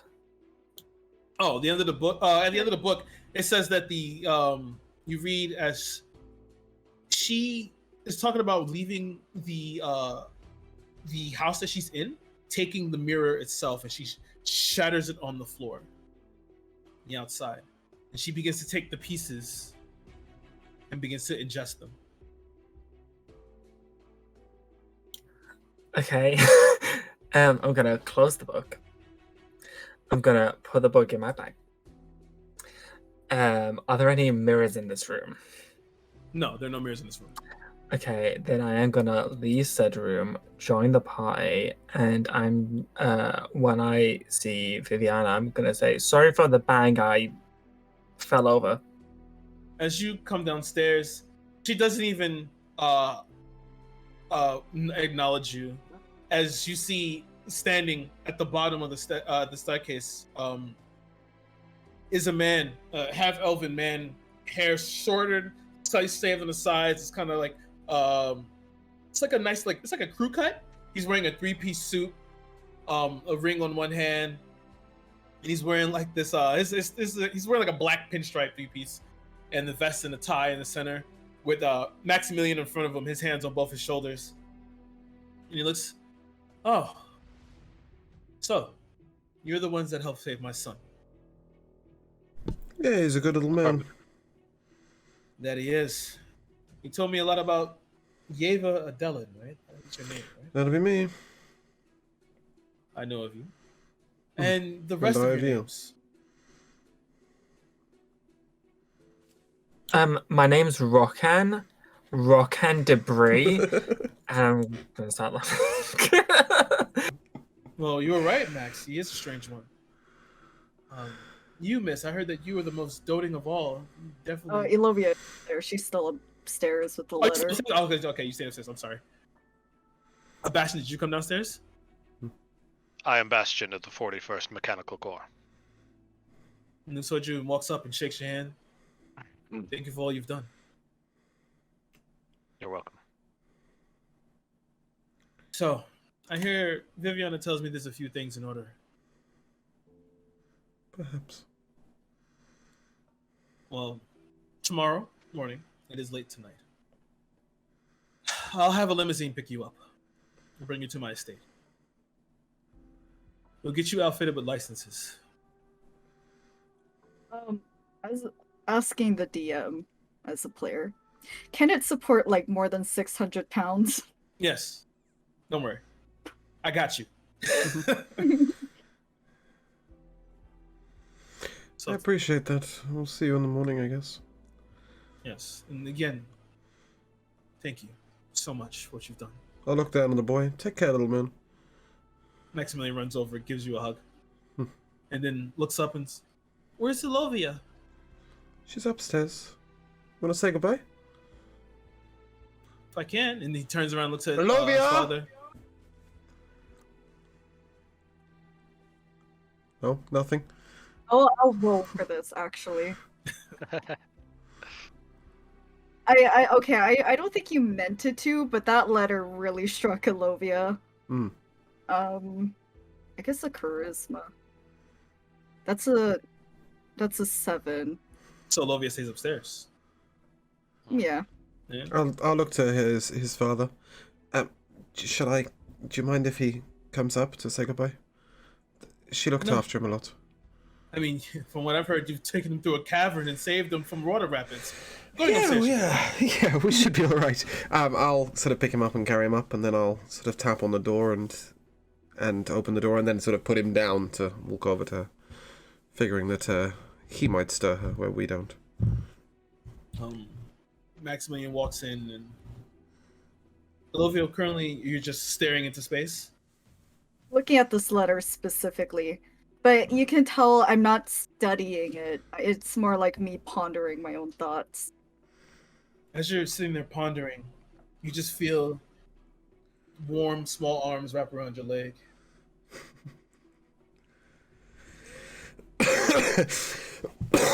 Sorry. He looks up, and as he sees you're completely still in your thoughts, he's, oh, okay, bye. and then let's go, and turns around and begins to head back downstairs. As you will come downstairs, you see that another woman has come in, and you see as her and you are talking back and forth. You see is a small halfling woman with a nice white blouse, but she's wearing like a vest over it, and she's wearing like a longer skirt and writing down things.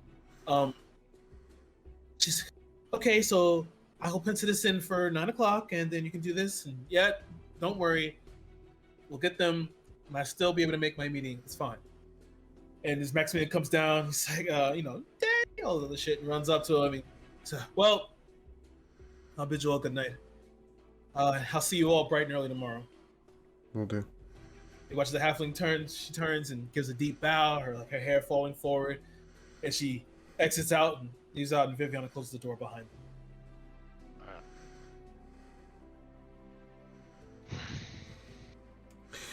Good, the child is safe. Yeah, and tomorrow we get to visit the aristocracy. You'll fit right in, Rogan. Look, I just want my license, okay? Yeah. Not being able to feel It's the hard. it's not right. No. We'll sort it out tomorrow. At this point, I'd like to head back upstairs to the office. Mm-hmm. Come in and just sort of gently place a hand on Alovia's sort of elbow. And, you should get some sleep. Perhaps. Something affected you here. I had a daughter named Calais. Her name meant beloved, and I truly did love her. She would have been 7 this year. One day before I had left my home, my husband Volkan and I were making dinner, and some of the village children came to me crying, saying Calais was being attacked by wolves. Volkan left to get help from the others in the village while I ran out to protect my daughter and fend off the wolves until they arrived. When I got there, she was being picked apart by the wolves. I managed to get to her and I held her in my arms, protecting her from being bitten and clawed. I knew I couldn't outrun a pack of wolves, and I was much too weak to fight off all of them.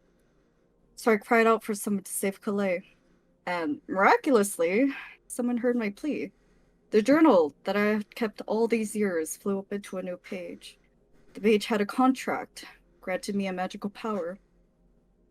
Frankly, I didn't bother reading it, as it was between reading the fine lines of a contract or my daughter bleeding out in my arms, so I just signed it.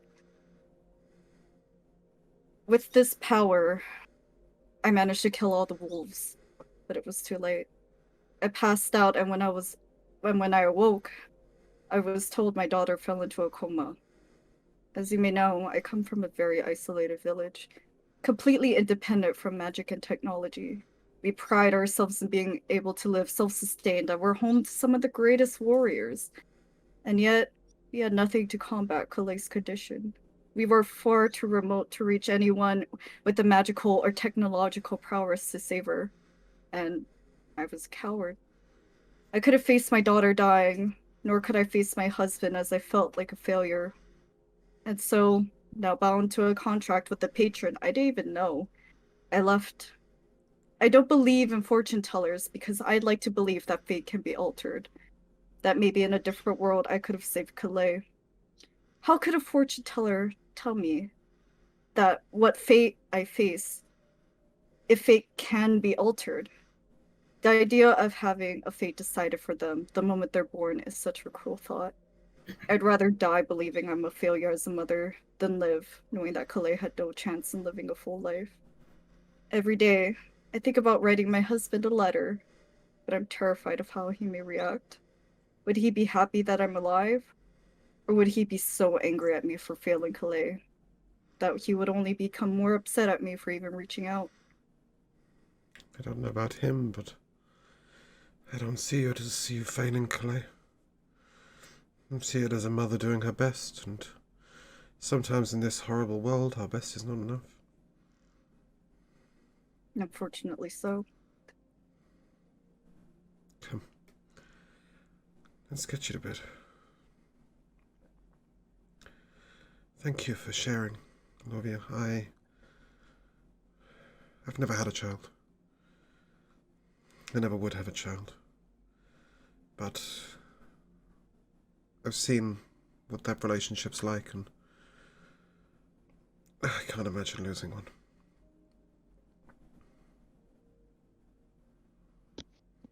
At this point, I still don't accept it. No, don't suppose I ever would.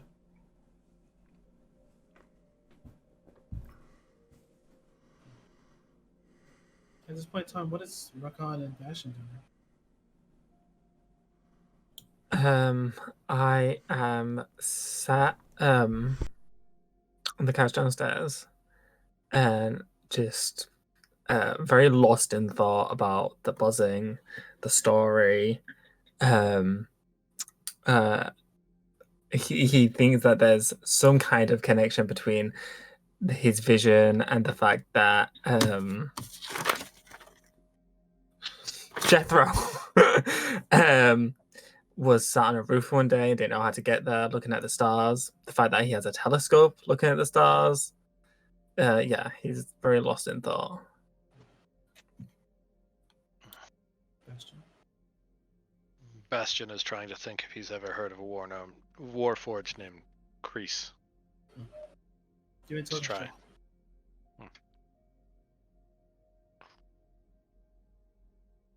We got 19. 19. Begin to think back further and further and further, and you do. The name Kreese does echo. You also remember a moniker that went along with it: the Butcher. All right. Sorry, was that the butcher? The Butcher. Thanks.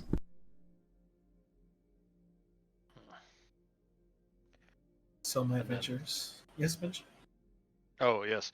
And then, have I ever seen warforged with blue eyes before, or a gold exterior, like words? Or does words seem like a different animal? Word seems like a different animal. Was he made of gold? You don't know? Just for our reference sake, all Warforged we've ever seen are black, right? So far? Yeah. Well, obviously apart so from the far, brass and the gold, yeah, but... I'll give you one more chance. This has to be Alovia. Give me an intelligence check. Secret. That's a 9. You don't remember. As far as the blue eyes, that's also interesting. I'm just saying, guys, gold is soft. So Yeah, but it could just be gold leaf on top of, tungsten. And then he's going to start sketching out plans for his steel defender that nice. he Perfect. gets to make once he finishes a long rest. Nice. Okay. So,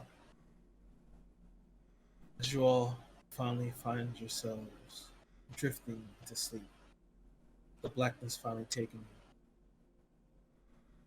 you. Alovia, as you sleep,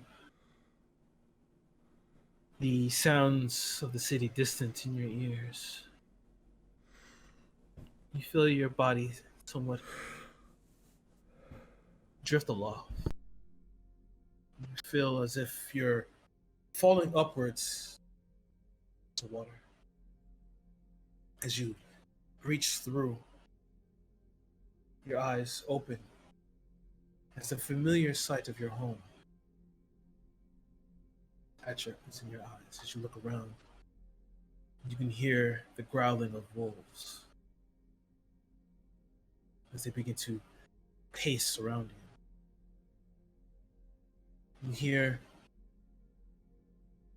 "Mommy, help me." As you sit up, you see your child surrounded. What do you do? I Dash towards her. Try As to you, take her in my arms. as you dash towards her, and you go to swipe at her and feel her body as light as you always remembered it. You slip her up into your arms as the wolves come closer. And as you stretch out your arm, you feel weight. Feel energy. What do you do? Oh, what do you mean by weight? Like just in my body, In your hand. in my hand. Oh. Eldritch Blast? You gonna Eldritch Blast? Yeah. Okay. So you feel the weight. You pull your hand back, and you fire an Eldritch Blast. Make an attack roll, please. I do have this open. That's a nat 20. Nice. Roll your damage. That hysterical strength is really not kicking it because that's 9 damage. 9 damage. Easy enough for this. As the Eldritch Blast fires through, and you watch as the wolf dissipates into wisps of smoke, but more are coming. As you look around, you just kind of assess your situation. Your daughter grips tightly on you. What are you doing? As they're now becoming to moving faster. How many are there? Currently, there are 6.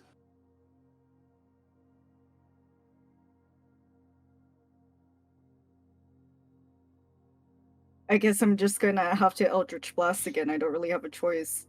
It's either that or just waiting for our demise. Okay. As you go to stick out your finger in the Eldritch Blast, point out and you watch as it's a whiff of the Eldritch Blast kind of, it seems to dissipate, and you feel your connection kind of severed. And as you begin to stretch and begin to try and bulk yourself up to seem more imposing to them, they leap towards you. As you bring yourself down and cup your daughter to protect her, you hear an explosion as a wave of energy forms around you. And you see that hammer in front of you. You watch as it's filled, and the actual mallet of it has shocks running through it. And as you go to touch it, you wake up. In the morning, everyone wakes up now in the morning. Thor's hammer woke me up. Literally in the middle of typing the same thing. Josh was like, Thor's hammer. Oh, fucking hell. That was one emotional night. I'll turn around to people. Breakfast. As you wake up, you can smell eggs and things cooking. Oh, shit. Oh, I got it. Don't worry. You made me scotch, I'll make you eggs. Deal. As I wake up in Jethro's bed, I'm gonna look at the bricks and just kind of with my foot go under the bed. Okay, you slide it under. Yeah, okay, you got it. And then head downstairs. All right. So yeah, you go ahead and head downstairs. That's currently Vivian is down there cooking. She's like, okay. And you see now she has the full apron on. You can see that she's taken care of people before. It's even though she's been cooking, it's still not stained, but she's like, okay, we have to hurry up to everyone get ready. Rakan, brush your hair. As she just started to maneuver around and put food out in plates and all things of that nature. And she watches. She reads up, looks at her watch. Oh shit, we don't have a lot of time.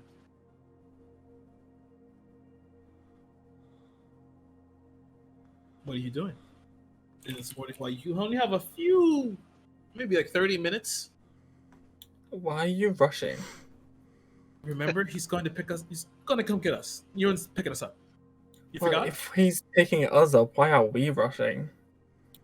Don't keep It would you be and Turson polite not to waiting. wait. Wait, so he's Thank you, here Ash. now? No, he's on his way. Right, so why are we rushing? I don't If have we're- time. As you're talking, she picks up a piece. She picks up some of the eggs and shoves it in your mouth.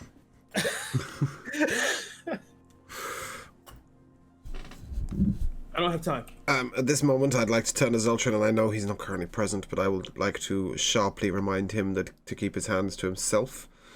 This is not somebody we want to get in trouble with. This is somebody who's going to help us. Hey, listen, all right? If I see something nice, I may take it. I know I can't make any promises. Okay? Yeah, okay, got it. All right. Now, where was I? I'm assuming there's a postal service, right? Yeah. All right. Well, Elovia's heavily debating writing that letter. She doesn't even know what to write. I mean, she doesn't know what to say. Can you say? If we got a couple of minutes, I'd like to open the book. And it works both ways, so obviously I can write in it and record into the journal, but I can also recall what's in the journal, and flick back to anything I've got on Ewan Tiefling. I still can't remember his surname, sorry. Oh, Ewan Tiefling? Tiefling, that's the one. It's Tiefling is just stuck in my head now.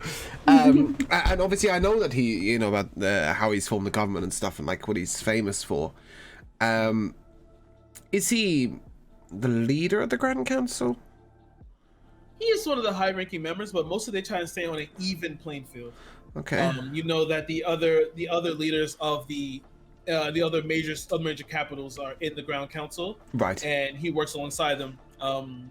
They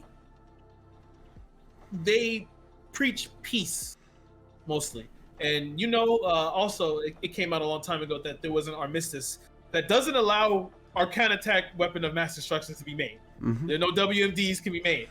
Okay. Although when you were driving into Rivermurph, you did see that they have some Arcana attack based cannons and defenses there, which is okay. And lastly, you mentioned he was a half elf. Do I recall something of his age? Has he been around a long time or just a little while? He's been around for quite a while, but he's a baby compared to you. Okay, so it's only since the war. Yeah. Okay. Right. Yeah, I will not change. I will remain in armor. Okay. And I'll be ready to proceed. All right.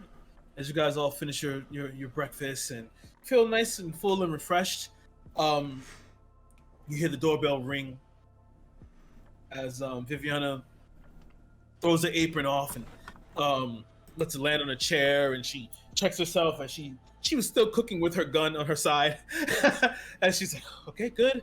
Checks everything. All right, baby, we're okay, but we're leaving, let's go. And she steps out. You watch as the halfling you saw last night, as she opens the door, she's, oh, we're coming. Oh, okay. As Viviana brushes past her, and as you all come outside, you see this beautiful black, you've been in Viviana's car. This is like 3 times that. It's huge. You see, it has like a little bit of lined in gold with and the actual rims themselves are like these the old Cadillac rims with like the spike, with the spokes. And as you all be able to come out, you see a taller, glistening warforged in a suit jacket opens the door. Please, if you all enter. So as everyone was eating breakfast, Bastion was putting the finishing touches on his steel defender, which looks like a mechanical triceratops. Hey, cool. It is going to now and then he Phalanx Gestalten, and then it stays immediately to his right, under his right under his shield, as he's got his left hand open for a weapon, although he's not armed right now, but so it just stays right to his right. Awesome. And I love climbs in the car with him.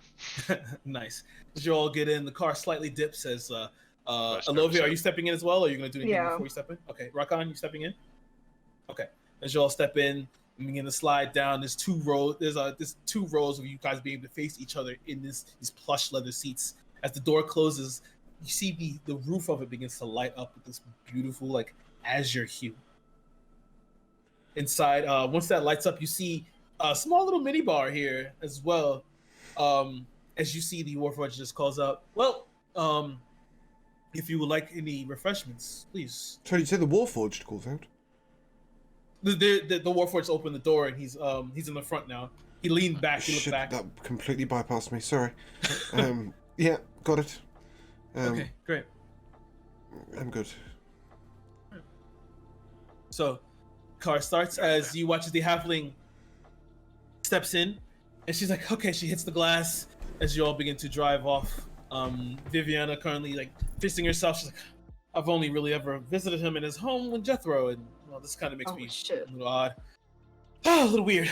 Okay, got it." I remember You guys- what I wanted to do before we left. I What? wanted to take a shower. We'll say you took a shower. Yeah, A I real- would assume we a all real quick washed. spritz. A real quick spritz. As you all begin to drive through the city proper, you see now it looks beautiful in the daylight as well as it did at nighttime. People still walking by. You see a lot of workers and a lot of patrons that you can see, shops and all types of markets. As you begin to pass through the cobbled through the paved road, you suddenly turn into this cobbled road as you see above you this large, like, I guess you can really call it a sky bridge, and it's surrounded with glass. You see people walking through, and as you all begin to drive up this cobbled roadway, you see it says in this nice plating, District of Gilding, and you see the area begins to slightly change. The houses become large and gargantuan. You see they all have their own set plots, as opposed to the house on Dilmer Avenue. You see the sprawling acres of grass. And you see as you drive up the cobble roadway, you see another building to your left, on the other side, just says Tierslin Institute, and then you see farther on the final and the largest four-story mansion of you in Tierslin. You see I love this. You see the embossed in the gate, ET, as the gate opens, and you begin to enter inward. As the limousine drives around this large fountain of a warrior with a shield and sword, and the water begins to spill out. Viviana gets out first. As you can see, the halfling says, "Wait," before the door shuts. And then on your side, Yeva, the door opens as the Warforged says, "Please, you may exit." I'll get out. As you all climb out, the servants are there to greet you as the doors open, and you're all ushered inside. A long, sprawling staircase, it begins to spiral upwards, and the marble of this place is like a deep green. Ooh. But the halfling begins to lead you up to the 4th floor. Oh, right. Stairs we go. And as you make your way up to the 4th floor, she simply bows as the door opens. You see you and Turslin there, standing, talking to one other person. As you see him, you see it's a red dragonborn, dressed in one of the most dapper suits you've ever seen. As you guys open the door, you say, "Oh, here they are, the heroes of the hour." And you watch as the dragonborn turns around, horns stretching backwards, red face. You see he has like these gold bands around his horns. He's wearing this beautiful navy suit with a vest and an ascot and a simple gold with a diamond gem in the center of the ascot.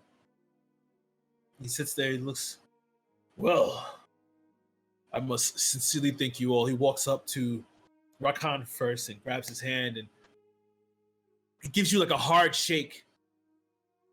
"I must thank you for finding Maximilian."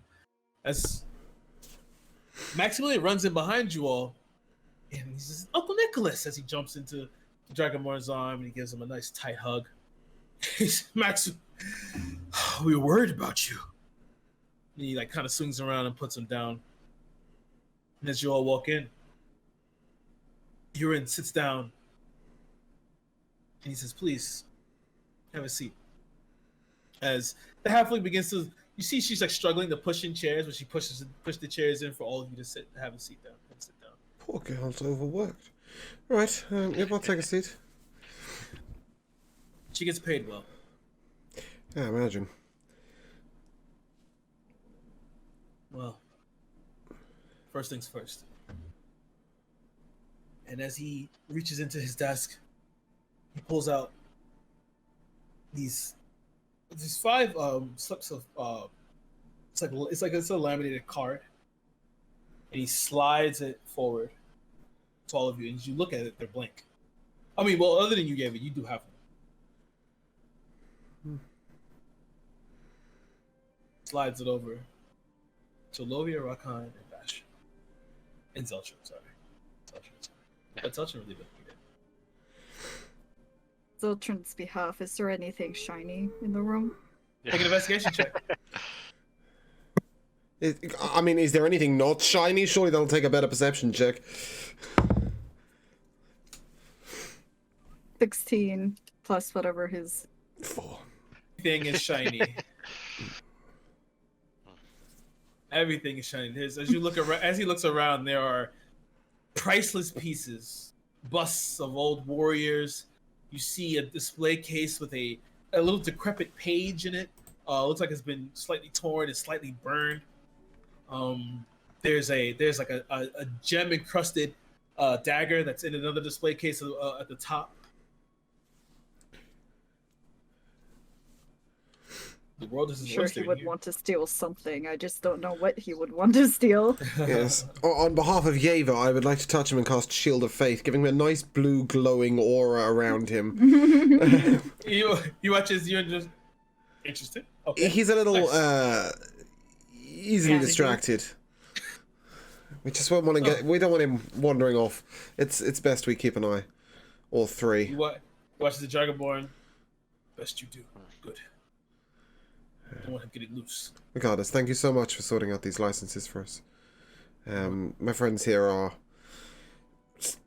distant and even more distant travelers to the land, and magic is more natural in their places, in their homes. Oh, This comes very strangely to them.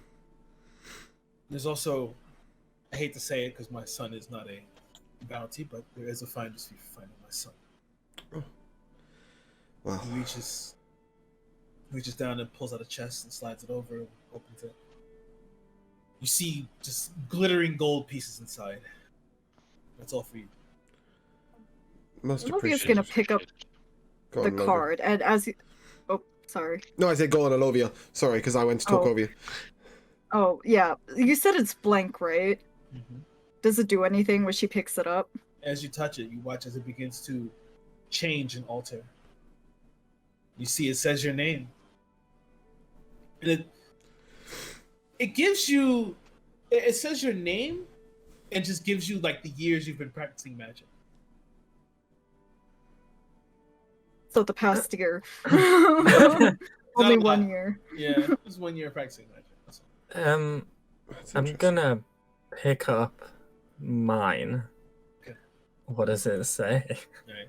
As you pick it up, you watch as it tries to, you watch as it flashes and then goes blank, and then flashes again, and then goes blank. Flashes one more time, and then you watch as it flashes, it blinks brightly, and then completely just goes off and stays blank. We got a disco card. I'm gonna lift it up. Is that what this thing is? You need this to do magic? It's blank. I'm gonna throw it back down. As it slides over, Ian picks it up, and it immediately changes. Yeah, it's not going to work the same way for him. A forgery would probably be better. I can't do forgeries, but I guess he'll have to take an older version. Yeah. He puts it back down and goes into the drawer and literally writes out like a permission note. Pretty much. Permission note. I'll pass. And just signs it and stamps it. Folds it and Thank you. slams it over the Rockon. That'll work. Okay, I'm gonna pick it up. I need this to do magic. Yes, son. You need that to do magic legally, Rokan. Why? Well, We went over this. No, let the man explain. I'm, in fact, Mr.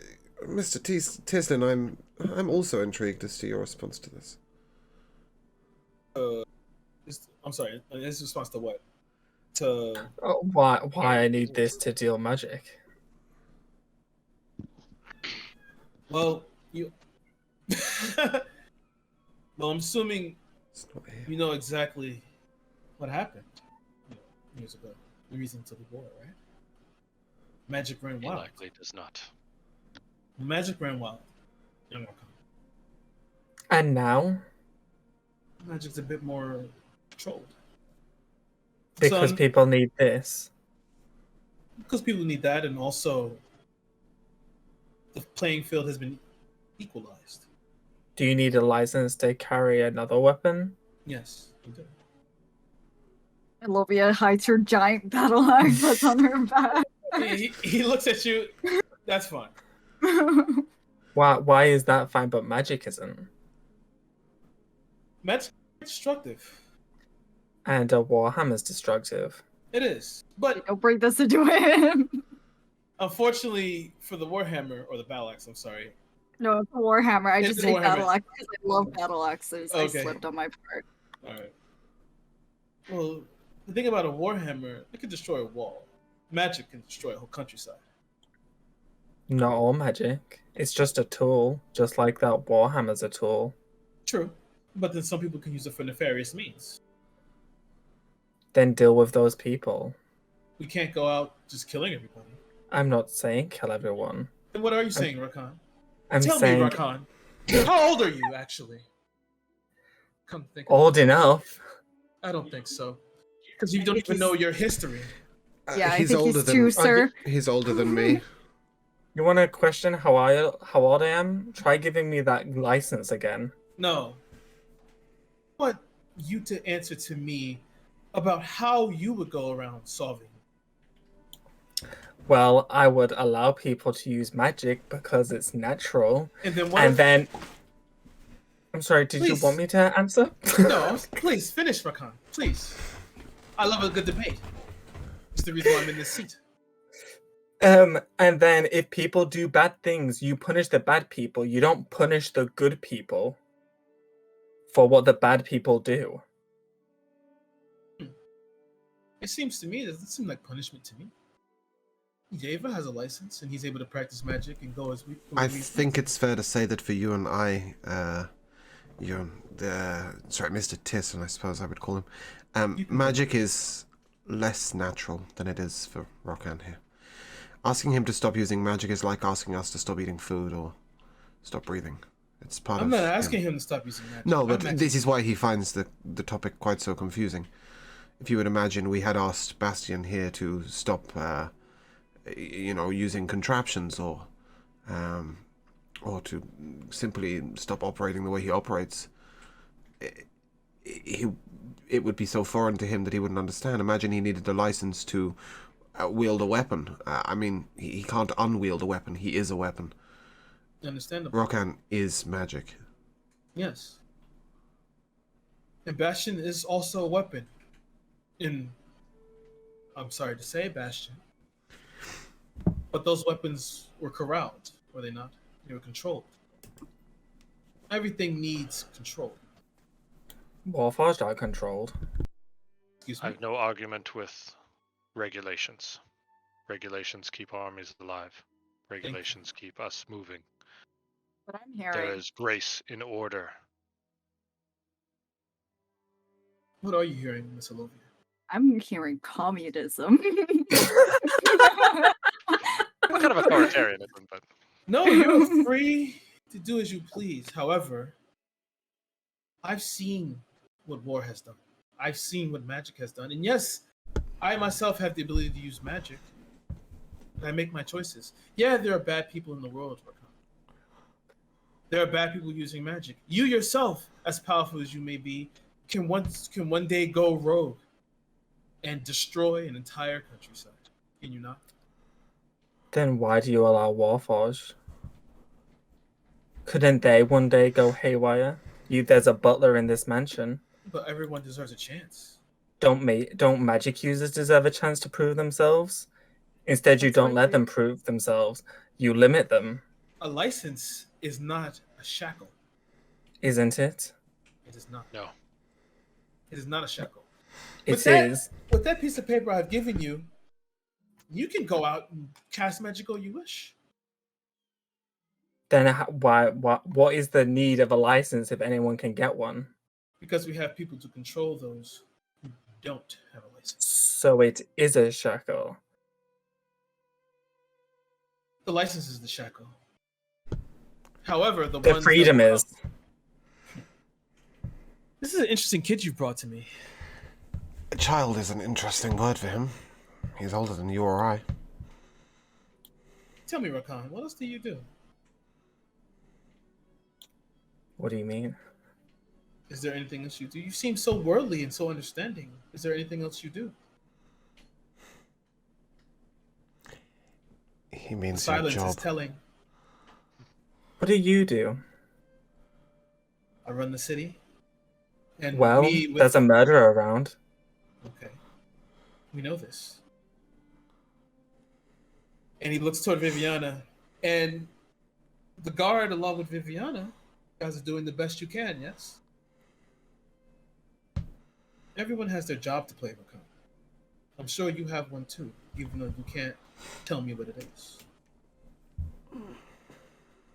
Do I need to? Is that another shackle you want to place on me? No, Is that another shackle you place on people? I simply asked the question. Responsibility. is Why are you not so a power. defensive? I'm not defensive. I would just rather people be free. Still think people are free. People are able to go out and do whatever they want out here. As he points out to Well, the window. they Just can do like what they killing want people. they can do they can do what they want if they have a license, you mean? Yes. While you collect the rest like cattle. The Warforge, unfortunately, had to be corralled. Then why do you allow some Warforged? Because these are not, as he points to the Warforged that just walks into the room. These are not from back then. These are newer models. You're still making them. I'm going to cover What? Bastion's ears. Warforges deserve to live. Bastion, Apart from is- the ones in Black Zones. well, they They are, are still alive. as you've already encountered, pretty violent. However, he looks toward Bastion.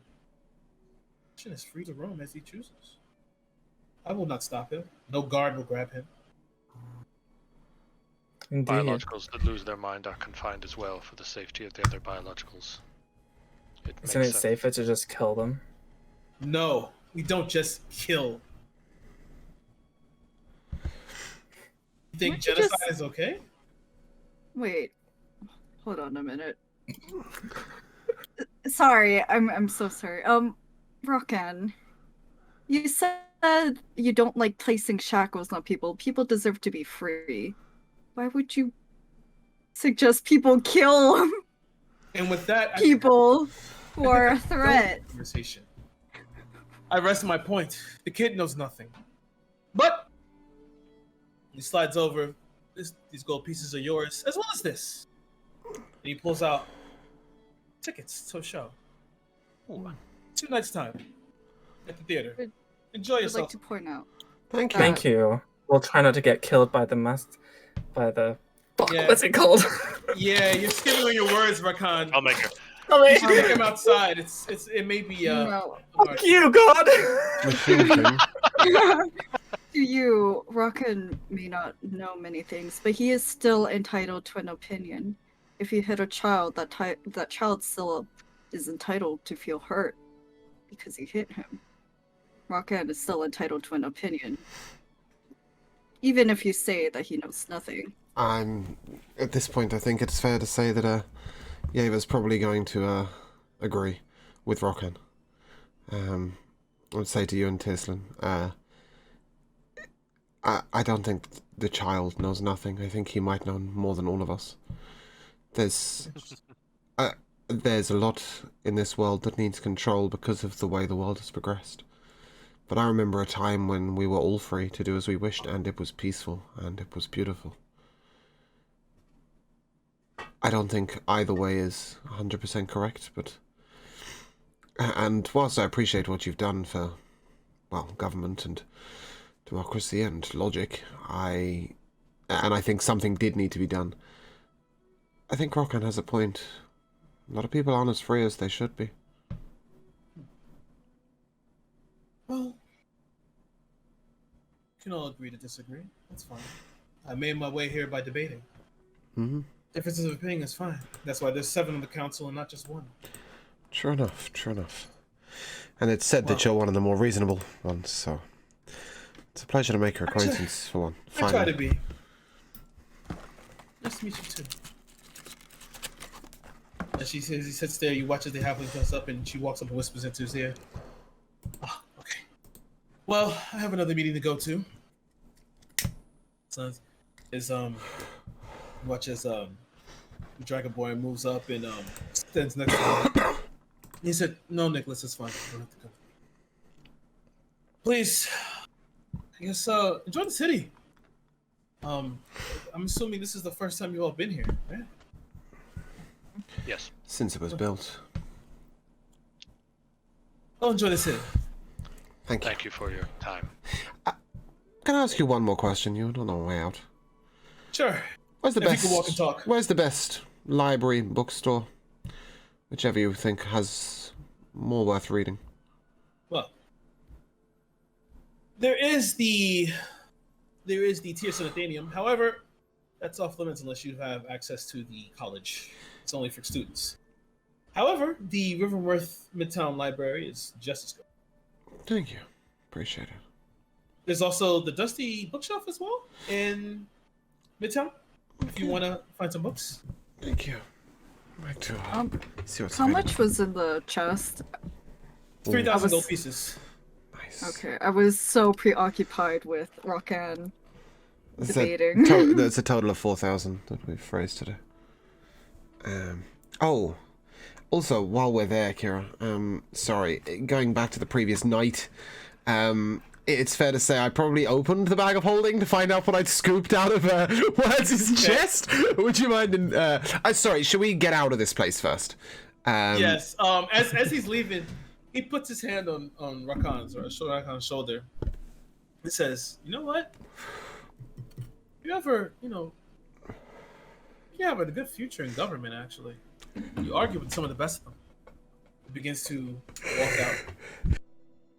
At this point, It's an Yeva's just anarchist walking out party. muttering, unmitigated disaster. You see, what we do for the rest of the campaign is we start a political campaign. We're gonna have Rockand for president, yeah. I'm in. Yeah. I'm in. Yep. Yeah. So, do we just sort of wander out the front door, or is he taking us Yeah. back somewhere?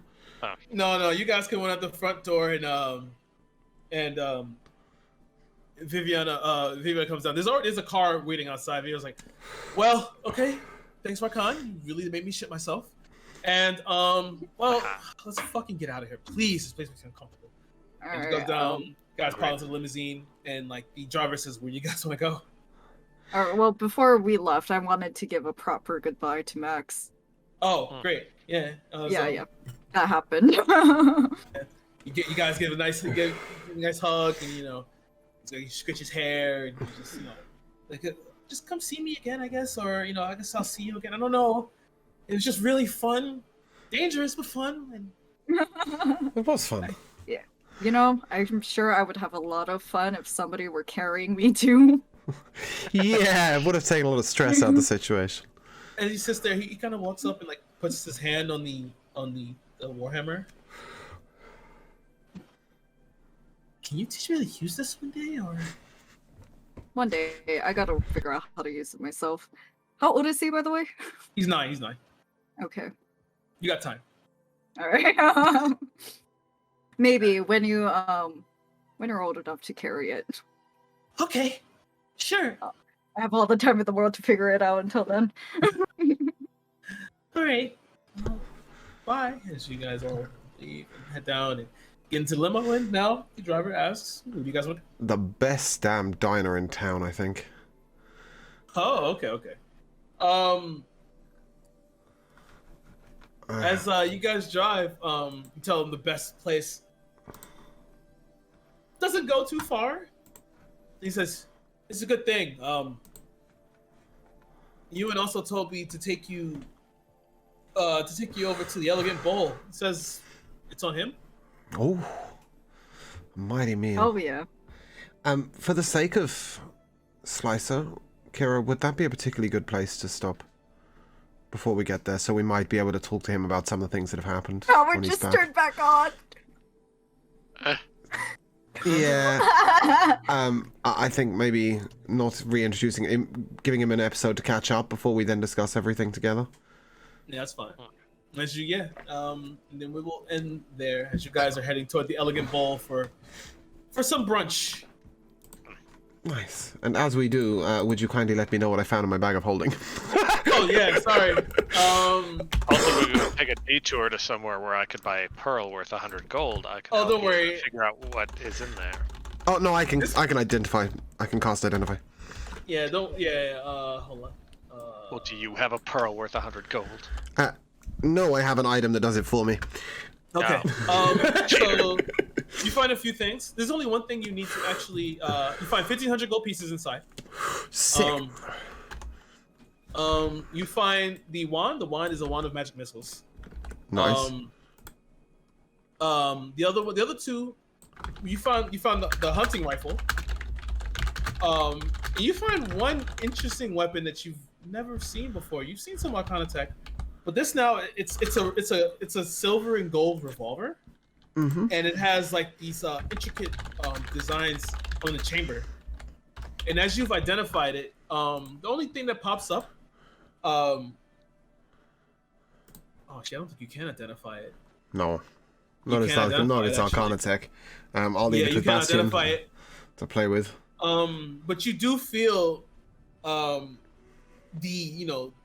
arcane energy within it. Mm-hmm. It does have some ability, Cool. but you would have to take it to an Arcana tech aficionado in order to actually know what it does. Bastion wouldn't be able to figure it out.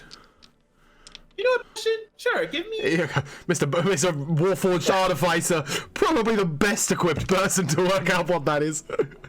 Take it apart and put it back Check. together. But give me an intelligence check.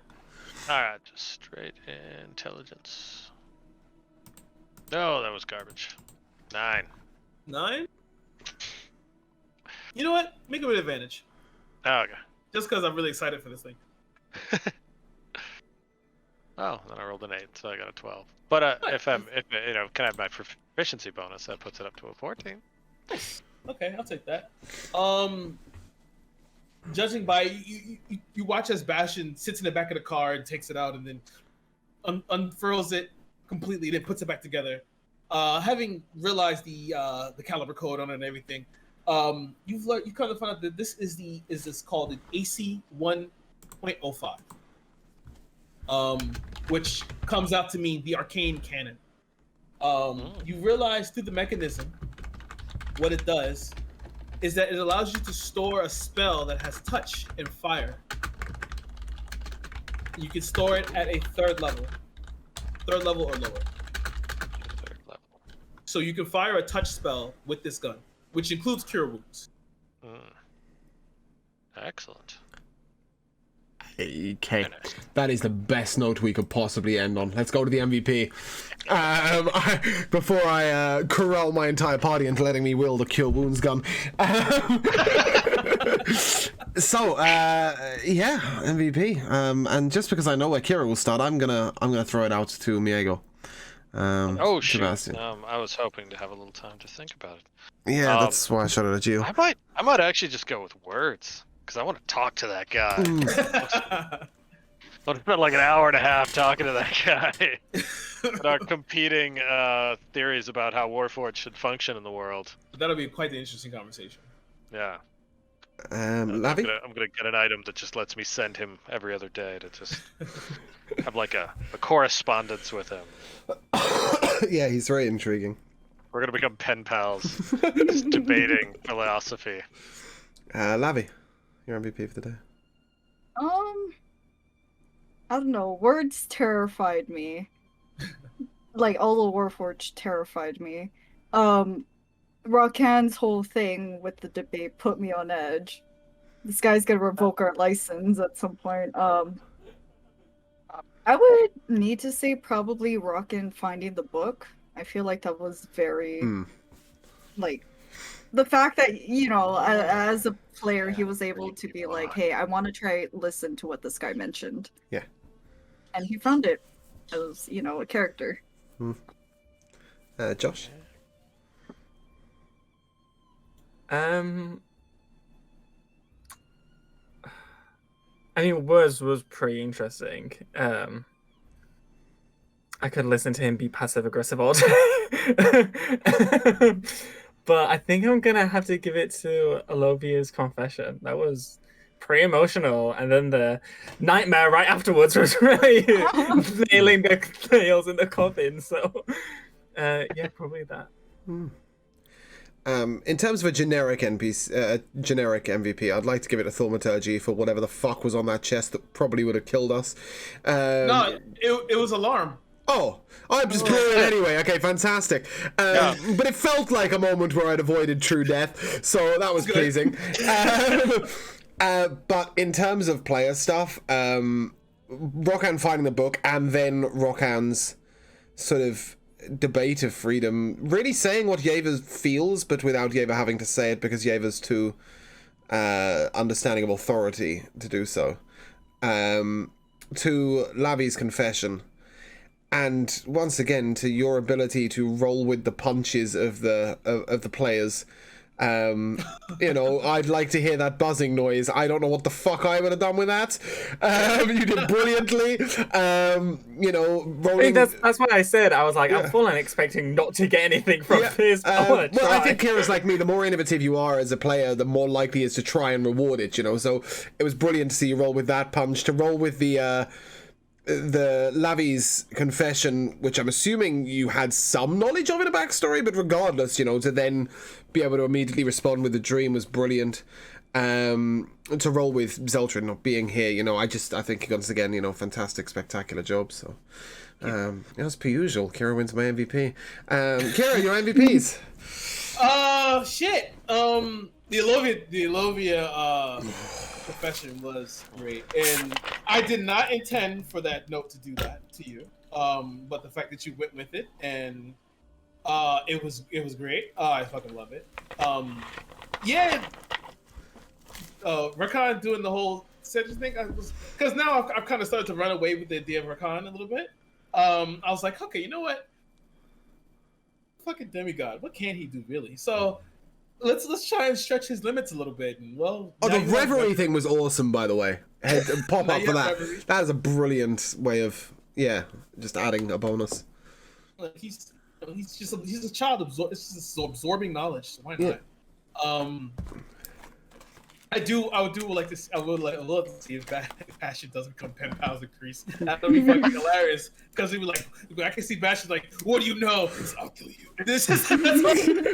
I mean, if we can find the magic. This is what the Warforged should be in the world, and he'll be like, "Well, I want to take over the world with Warforged." I'll be like, "No. This is what we gotta do." We'll pretend Kira didn't just let slip a massive plot hook. By the way, you may have misnamed somebody.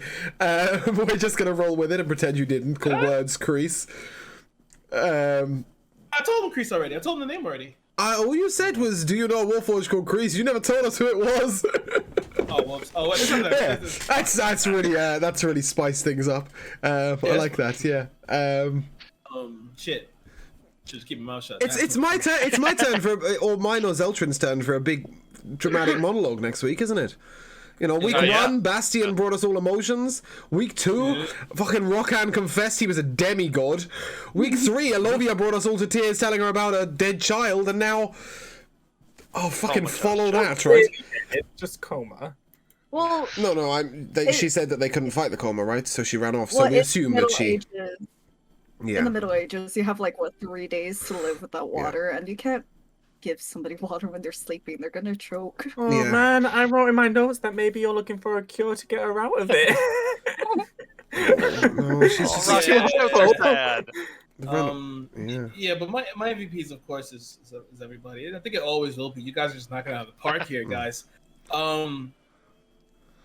Yeah, it does suck that Zeltron wasn't here because I think the whole session would have been different if Zeltron was here. Yeah, I think of all the times for him to be AFK, in Ewan Tiesling's office was probably the best time for him to not be present.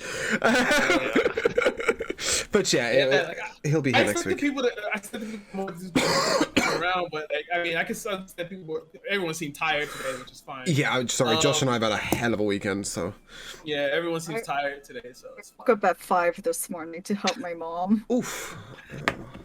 So But it's yeah, fine. we're going to call it there. I don't think we're rating anybody. I've not got the energy to stick around for them.